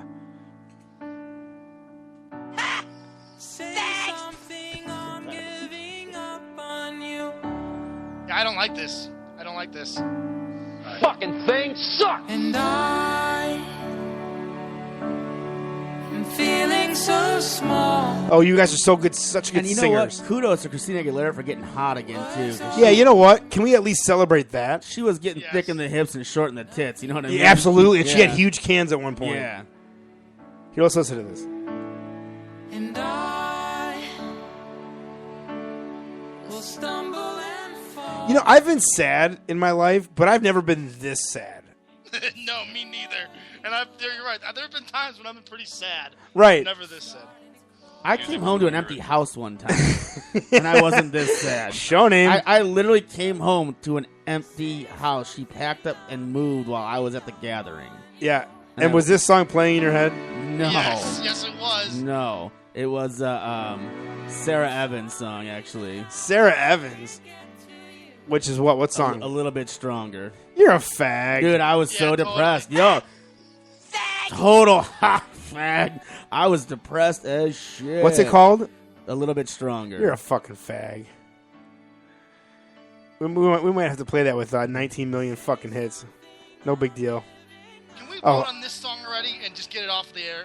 I mean, wait, you don't like this song, Ben? No, it's garbage. He's crying right now. Are you crying, Ben? Yeah, a little bit. Zing. That's a show name. You crying, Ben? Yeah, a little bit. A little bit. All right, X off this. I can't. Yeah, I can't. Stop it. Stop it. Stop it. Stop the chaos. Stop. Stop. Are we a collective on this, or are we in between? Yeah. Yeah, thanks, Joe. Yeah, we don't got to go around the room. Let's stop running around the country looking for it. It's pure shit. Yeah. Let's stop torturing ourselves with that fucking song. Now, Right along. here's the deal. Well, you guys are going to shit on me for this. Here's too. the deal. If you were Brandon and your girlfriend moves out in the middle of the night when you're at the gathering, you might listen to this song. Not really sure why I'm doing this. I don't know this intro. Because you're a crazy bitch. Since he left, and it feels like it's been. Didn't her husband leave her like in the worst? Did he cheat on her? Like isn't Sarah Evans' husband really bad? Something like that. I don't know. Could someone Google later Sarah Evans' husband? I'm on it. Oh, the sting of the pain. Ugh. This is the worst song ever. Oh.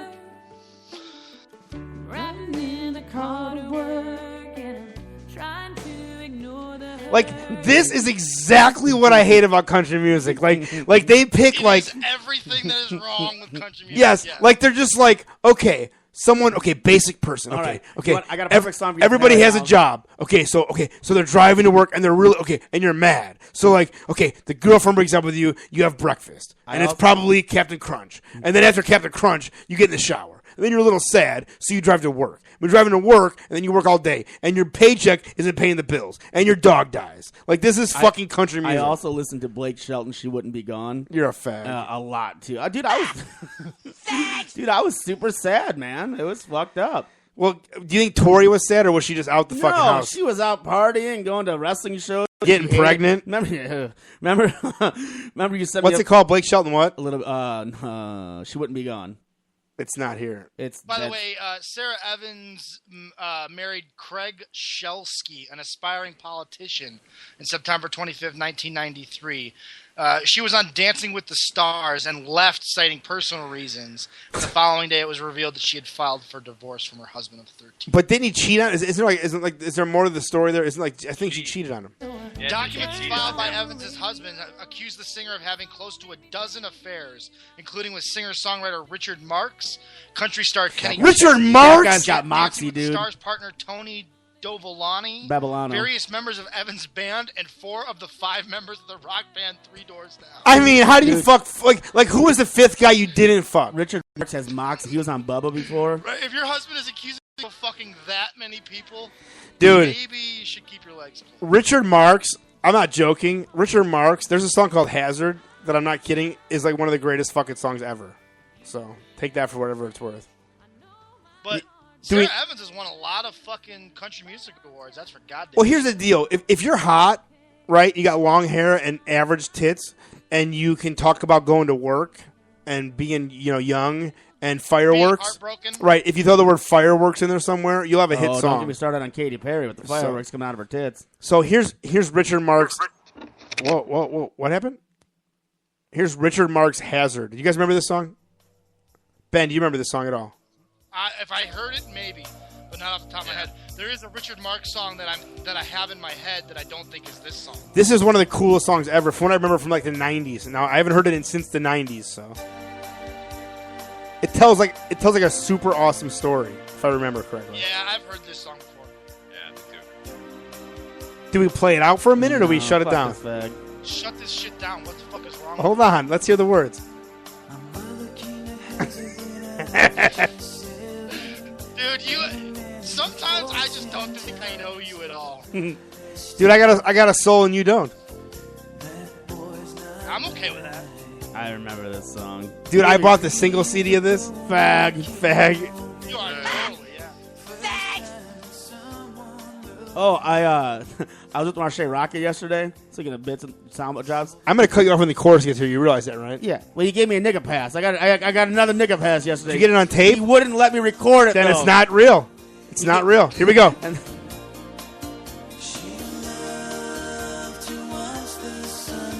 Down. Vito, put your dick away right now. Found a son or some shit. Yeah, he's got like a mullet and like a fucking. Hold on, my phone's ringing. Who's that? Hold on. Where's my phone? Oh, sorry. Anyways. Yeah, Blake Shelton. Brendan, this is another song that made you sad. Yeah, it got me through my sad time. It got you through. It made you more sad. It's a great fucking song. This guy looks like my brother-in-law in the worst way. My wife is married to Blake Shelton. I'll just put it. I'm sorry. My sister's married to Blake Shelton. So. Yellow sunset slowly dipping down in the rear view. Ugh. Oh, how she loved to so sit and terrible. watch you. Should have done that a whole lot more. Ugh. If I hadn't been so stubborn, been so selfish, thought about her more, thought about me less, joked to make her laugh, held her when she cried, a little more of that, maybe I wouldn't be driving like hell. All right, I can't do it, man. Oh, it's so terrible. It's every country song. It's the exact That same is a shit. kick-ass I hate it song. so much. Fuck you guys. It's still real to me, damn it! Right. Yeah. Ugh. Everything about country music sucks. It fucking sucks, dude. Fuck country music. Fuck that. Like I'm an average guy and I do average things and I'm sometimes average. Fuck I off. drive a truck. Fuck you. Hey, and your man, truck. I drove a truck. Fuck Yeah, you. fuck your truck. Fuck anything country. Like literally, fuck No, country. country kicks ass, No, it dude. does not kick ass. It's for the. It's like religion. It's for the weak-minded, unthoughtful people ever listen to country music. Just saying. Oh, thanks. Well, I'm sorry you enjoy it, but I don't. It's way under me. Back to the countdown. Coming in at number 3, One Republic, Counting Stars. I love this song. I really Oh do. I boy! love this song a lot. You know what? Ben, pre-girlfriend, would not like this song. Yeah. Sometimes I don't even feel like I know you. Yeah. Ben, pre-regular puss. It's a catchy song. No, It's catchy. no. It's vagina. Look it. It's only catchy because you're in a relationship. If you are not in a relationship, it's not catchy. It's It's vagina not. on your finger, Ben. Vagina Right. on your finger. Blorts all the way around the fucking bend and here. I nutted in your belly button. I nutted. Counting Stars.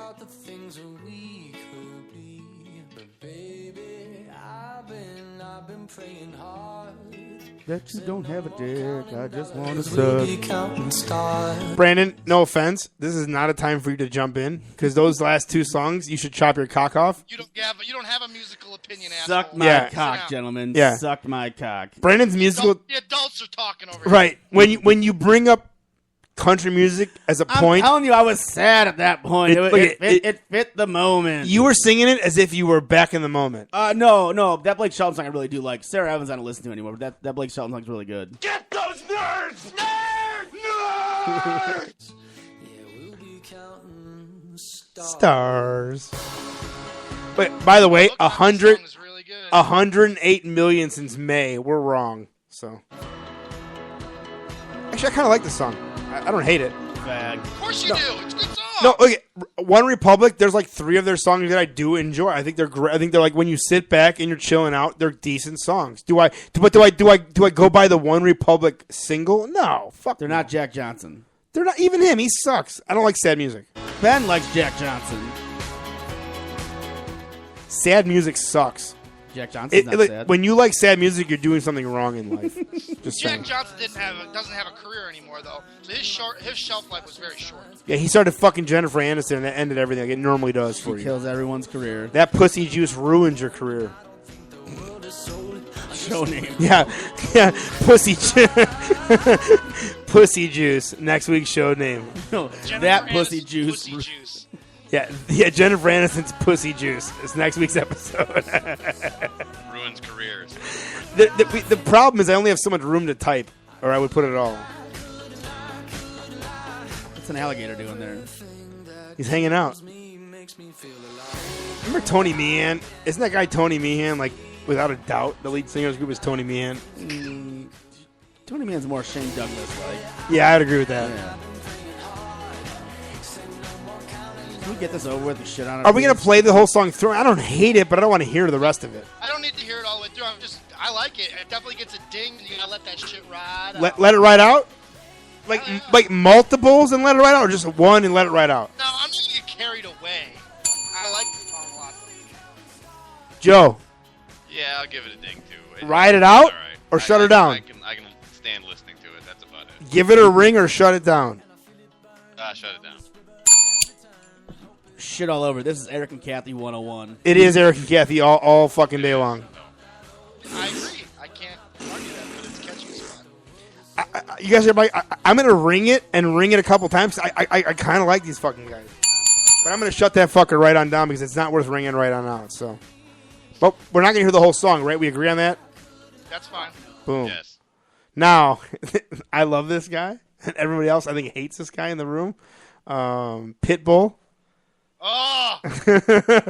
He's untalented. He's fucking terrible. Okay, Ben. Guy makes incredible beats.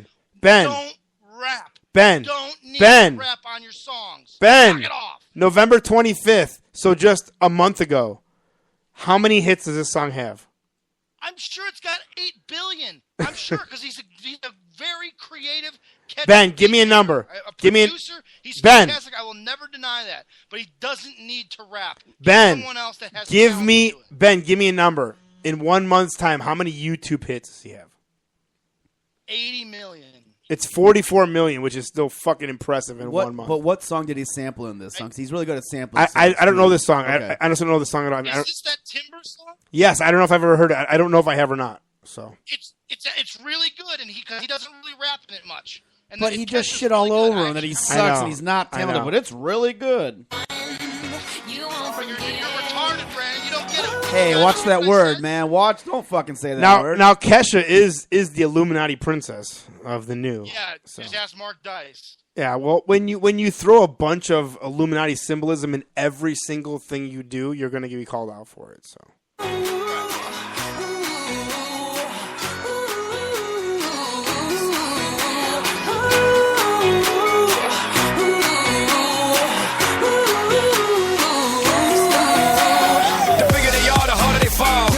Love it.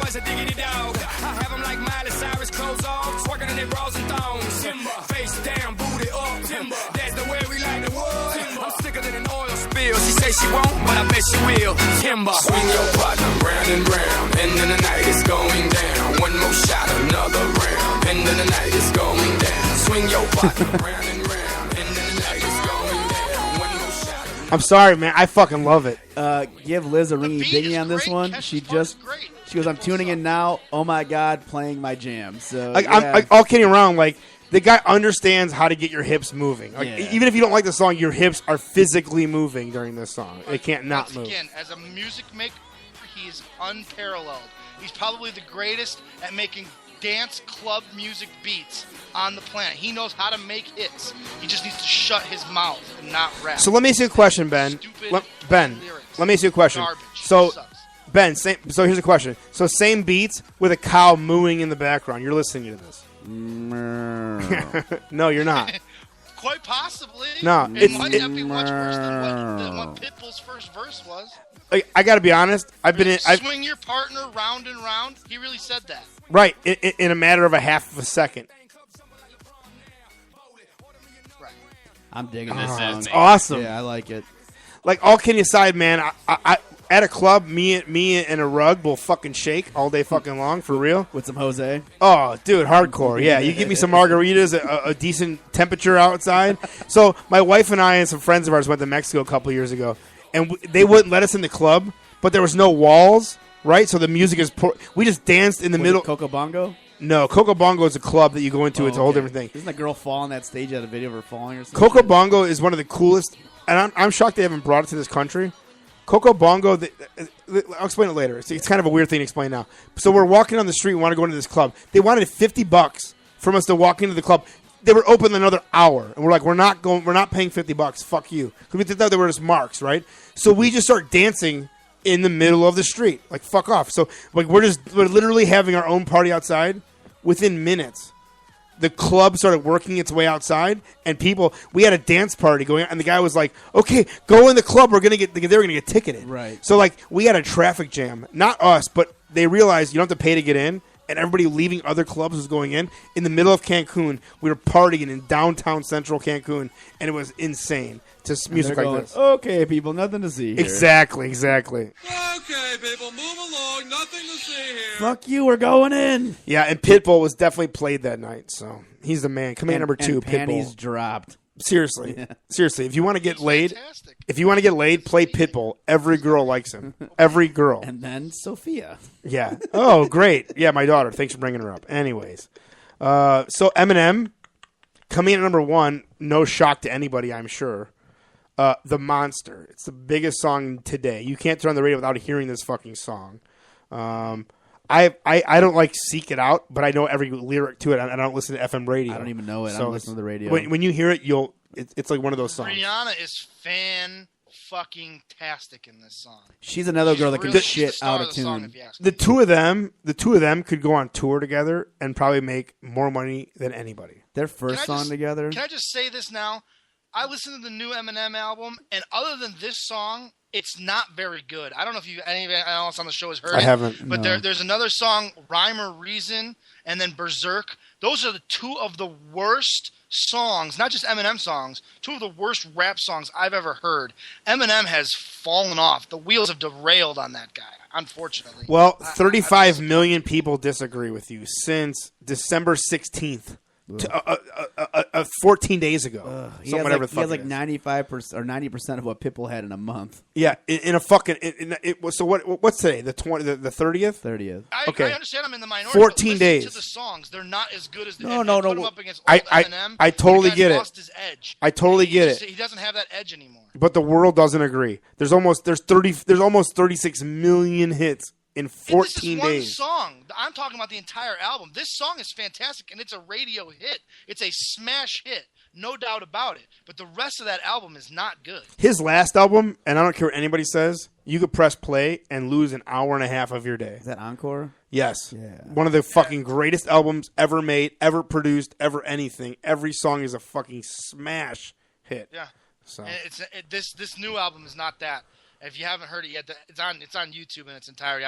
I'd encourage you. Maybe I just don't. I'm tired of his shtick now. Is I'm crazy and I don't really like fame, but I have to accept it. That's his whole shtick now. Yeah. Every song is about that. And he's lost. He doesn't talk about pop culture. He doesn't make fun of pop culture like he used to. I think Eminem. Slim Shady. He's probably in a better place. He's probably healthier. He's probably happier. but his music is not as good when he's sober. I think Eminem is gonna die in a house full of money. Like he's gonna just like he's like a guy like I guarantee he doesn't like he still buys Walmart jeans. Eminem, like I don't he's not a guy that like spends money, right? I would agree with you. And how much money he makes off of other acts is insane. Forget it. Here we go. He gets paid off of everything 50 Cent does. And then he's got so many artists underneath him. He's got the Dr. Dre model where you don't have to work that hard when you have a bunch of people under you working real hard. Coming in at number 1.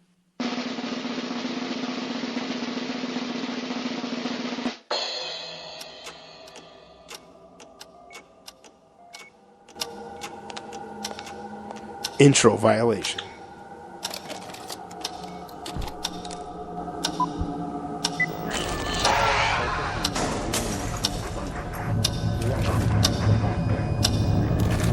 Get to the fucking song, asshole. Skip ahead.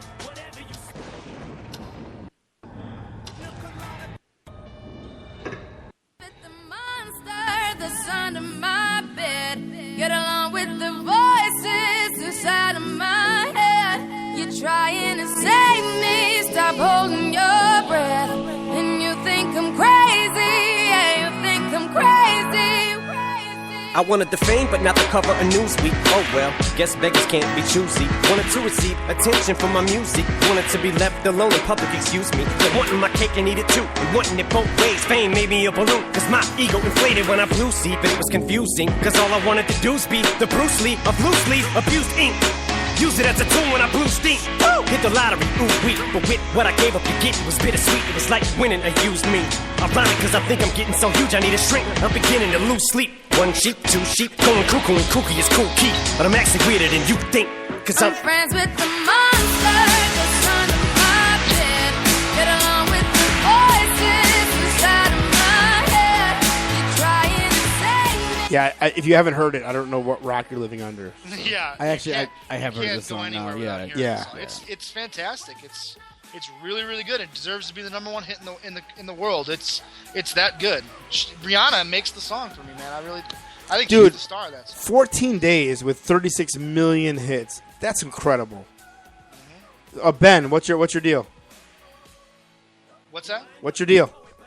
I'm gonna give it a ring and I'll let it ride out. It's a good song. I like the song. Joe. Ring it and let it ring out. Paulie. Shit on it. No, I'm kidding. Ring it, and play it out. Ring it out a few times? Yeah. That's good. Shut it off. Wow, midway shut off. Like midpoint shutdown deal. I get it. I'll just ring it. I mean, I like it. I don't hate it. I like Eminem, though, man. I was lucky enough to come up in a time that I saw him from the very beginning. And, even like his bad albums, I still kind of dig them. Like, I dig Eminem. I dig his good stuff, and I just think he's lyrically unbelievable. I think whatever you could literally like ding a tin can and he'd find a fucking beat to it and he would just rap right over the top of it. And I think that's incredible. I mean, the idea of rapping, it's really a talent that a lot of people shit on because it's easy to shit on rap music. Eminem's. I'll tell you this, guys. On Netflix, we always talk about Netflix and give shout-outs and tell people, point people in a direction. There's a documentary on Netflix that it's made by Ice-T, where he goes around to a bunch of different rappers from like the old school guys that started rap to all the way up until today. And he in each segment he talks to different rappers about how they write. And there's a great segment with Eminem where at the end of each interview he has the guy freestyle. It has whoever it is freestyle. Like Immortal Technique is on there. A lot of really cool. What's it called? RS1, and they all freestyle at the end just to kind of show how talented all these different rappers are. I off the top of my head, I don't remember the name of it, but search for Ice-T on Netflix. There's an awesome documentary about how rappers actually come up with their raps and their lyrics. Wow. Well, that's the shit. Ben, you have a new close to the show that I think is genius, and I think we need to like adapt this every single time right around 8 to the hour. Okay. And we're just about there now. Oh, we have Paulie Perceived History, so what do we want to do here? Do you want to just write? Fuck the closing song. Let's write it right up to the fucking end. But if we got something new, I mean, let's. I don't know. Yeah, whatever. I want to hear Paulie's. Hey, we don't have to do it. We don't have to do it. There's really nothing going on today. Let me ask you a question. Is there any high spots in the mix? For me, there's only one real high spot. So Ben, here's the deal. We have 8 minutes. This could take 4, and yours could take 3 to 4. Yay or nay? Yeah, let's do it. Let's do it. Go from the top. Okay, the only one for me that really matters is... No, go from the top. Okay, in 1703, Tokyo hit by an earthquake, 37,000 people died. So what? What you need to start researching is wrestling history, too, on this day. Right, no, well, that's okay. 1906, Iran becomes a constitutional monarchy. 1963, Let's Make a Deal debuts on NBC TV. Also in 1963, Congress authorizes a Kennedy $50. I wonder what that even is. What's a Kennedy $50? Does anybody know in the field? 50-cent piece. With Yeah, the Kennedy's 50-cent piece. picture on it. Oh, okay. In 1973, first pick of a comet in outer space. 1993, Vatican finally recognizes Israel. The number one for me on this...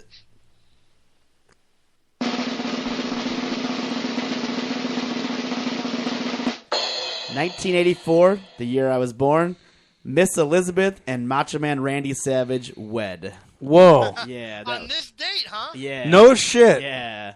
Wow. A little bit of a mark out moment for The me. match made in heaven, the match made in hell. Did you guys hear though that there's a scientist that came out this week that has years of research to prove that our atmosphere, our universe, is all a hologram? What? What? And like when I saw the link, I was like, "This is fucking So is bullshit." the world flat? So I clicked on it, right? Because I wanted to I got to know. This is it's such deep bullshit. I got to know about this.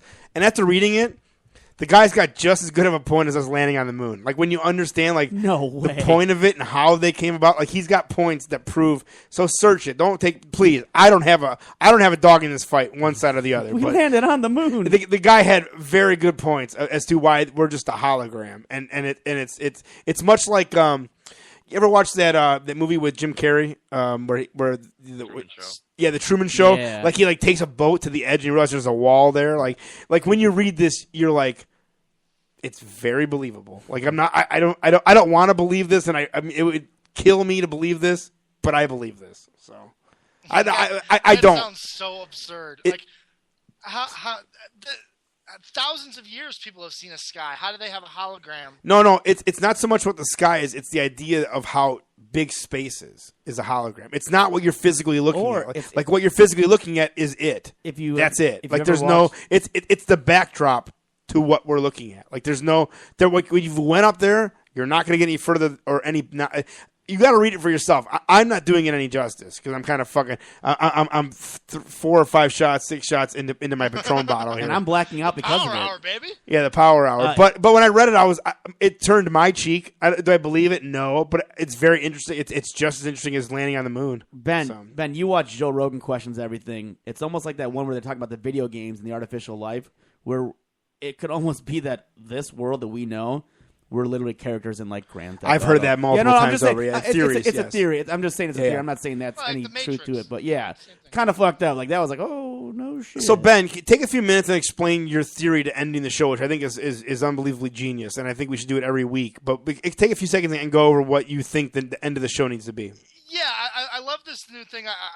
I'll admit I stole this from somewhere else. I'm not going to put them over because I don't want to. But another show I heard, they end every show and they go around the room and they ask them what they learned that day. There's 4 guys on the other side of the glass and there's the host of the show. And he goes to all his guys and he says, "What did we learn today?" And they so throughout the show, his guys are kind of jotting down something funny to bring back up from earlier in the show. I thought it would be a good idea since we do so many different things and we talk about a lot of different subjects. And for instance, a couple of weeks ago, what I would have learned is that people buy bark from the Paul Walker crash site. That is amazing to me. That blows my mind that people do that. And that's something I learned today. So that would have been mine. I think it would be a fun way. I brought this up to Vito. I thought it would be a fun way for us to kind of end the show. So with that in mind, Vito, what did you learn today? I learned something that I kind of thought I knew, but I didn't really know. The most important part in a wrestling promo is your pauses.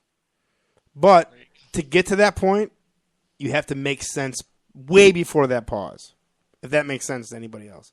A physical promo is getting them super into what you're talking about and then not saying nothing. That's what I learned today from Dusty Rhodes. Okay, how about you, Paulie? What did you learn today? Going along with the promos, I learned that today's wrestling blows because no one can cut a good promo. And Babysitter. You asshole. You know what? I think I gotta find when he says it, and I gotta pull the clip of him going, Yeah. babysitter. I also learned that Ben, when it comes to music, you're kind of dumb, and you make yourself look dumb for such a smart guy because you'll say this guy sucks, but then in the same breath go, that's pretty good. I like that. I kind of like. He's that kind a of bit." curt in that Yeah, he's situation. kind of curt in Fair that enough, because situation. you know what I learned today? I learned that you cannot hear properly because I said he is a great producer, but as a rapper, as a performer, he's not good. He And makes then more you money said, than "But that anybody." song's not He has bad." two different jobs. One of them he does really well. The other one he does really poorly. That's all I'm saying. Blort. Blort. So, Joe, what did you learn? I indirectly gave Vito Tomaselli a good trip on mushrooms by myself thinking too much. Yes. Yes, you did. Then the line of that night was Ben going, "This is too real. I gotta I've go." never done anything unselfish in my entire life that I can think of. So, You know what? All kidding aside, that night, Joe, that you tripped out your balls, those were the best mushrooms I've ever taken in my entire life. I've taken a lot of mushrooms. It was one of the best and worst times of my life. But Like- it turned out to be one of the best, I think. Yeah, well, you and I bonded it like for life, for life, right? On that, for life. But all kidding aside, like I've taken some bomb ass mushrooms, and Joe's like, I can't stop eating my face, and like my eyes are just melting into Joe's bathroom, and I'm like, I can't help you right now, like I You can't couldn't have help picked the you, worst moment. right? Meanwhile, I'm outside, trying to stay inside my head. And Oh. trying not to freak out Basically as what I'm happened was freezing you my had- ass off in the freezing cold, drinking Pabst Blue Ribbon, going, "Please let this be over. Please let this be over." What happened that night was we learned that you cannot watch that UFC video game while you're on mushrooms. No, you 'Cause cannot. Way too real. Way too real. Way too real. I remember because there was that one time where you thought you were on the radio or whatever. They were making fun of you. Oh, the worst night of my life. Vito goes, "Dude, just come over and like just tell me I'm okay." And like you're sober, and I know you're sober. So I tried pulling that same shit with Ben that night. I went outside. I'm like, "You okay, bro?" He's like, "Yeah, I just, it's too real. It's just too real." And too real. And his eyes are shut, and you can tell he's still like picturing in his head. He's Processing. Like, it's just too real. It's just too real. I'm like, "Ben, I'm straight, bro. You're okay." He's like, "I know." And then he started getting mad. I'm like, "Well, I'm gonna let you go." He's like, "Do whatever you want, bro." And I just went inside. And I'm like, Dude, do your one thing, night man." at Joe's house, we each had a couple tabs of really good ecstasy, right? I took one, and it was like, I'm having a really good time. If I take two, I'm going to have a better time. Right. That's always the rule. Dude, I took two. Like, I took one. It takes about 45 minutes to an hour, depending on your fat cells, right? So it takes mine was about 45 minutes, and I start digesting, and I'm feeling good. At like an hour and 15 minutes, I'm like, this is the greatest night of my life. Gloomp, right? 2 hours in, couch. Like, I'm on the couch. Was that Like, the night? The next day you had to go to like some luncheon or something? I had to work Oh, a luncheon yeah. the next day, and I pulled over on the highway and threw up on the highway. And I go to work and I puked by my car, and like the head chef pulls in as I'm physically throwing up, and he's like, "Jesus Christ, what's wrong with you?" And I'm like, "I'm just really sick." And he goes, "Long night?" I go, "Long night, man." And he goes, "Just go home, dude. You're fine." Yeah. By the way, that day, like the three guys got a $500 tip, and I lost out on a shitload of money for not being there. So, wah wah wah. Pow. Yeah, So with that in mind, we got to be up against the clock here, right? we're 43 seconds away from closing this bitch right on down.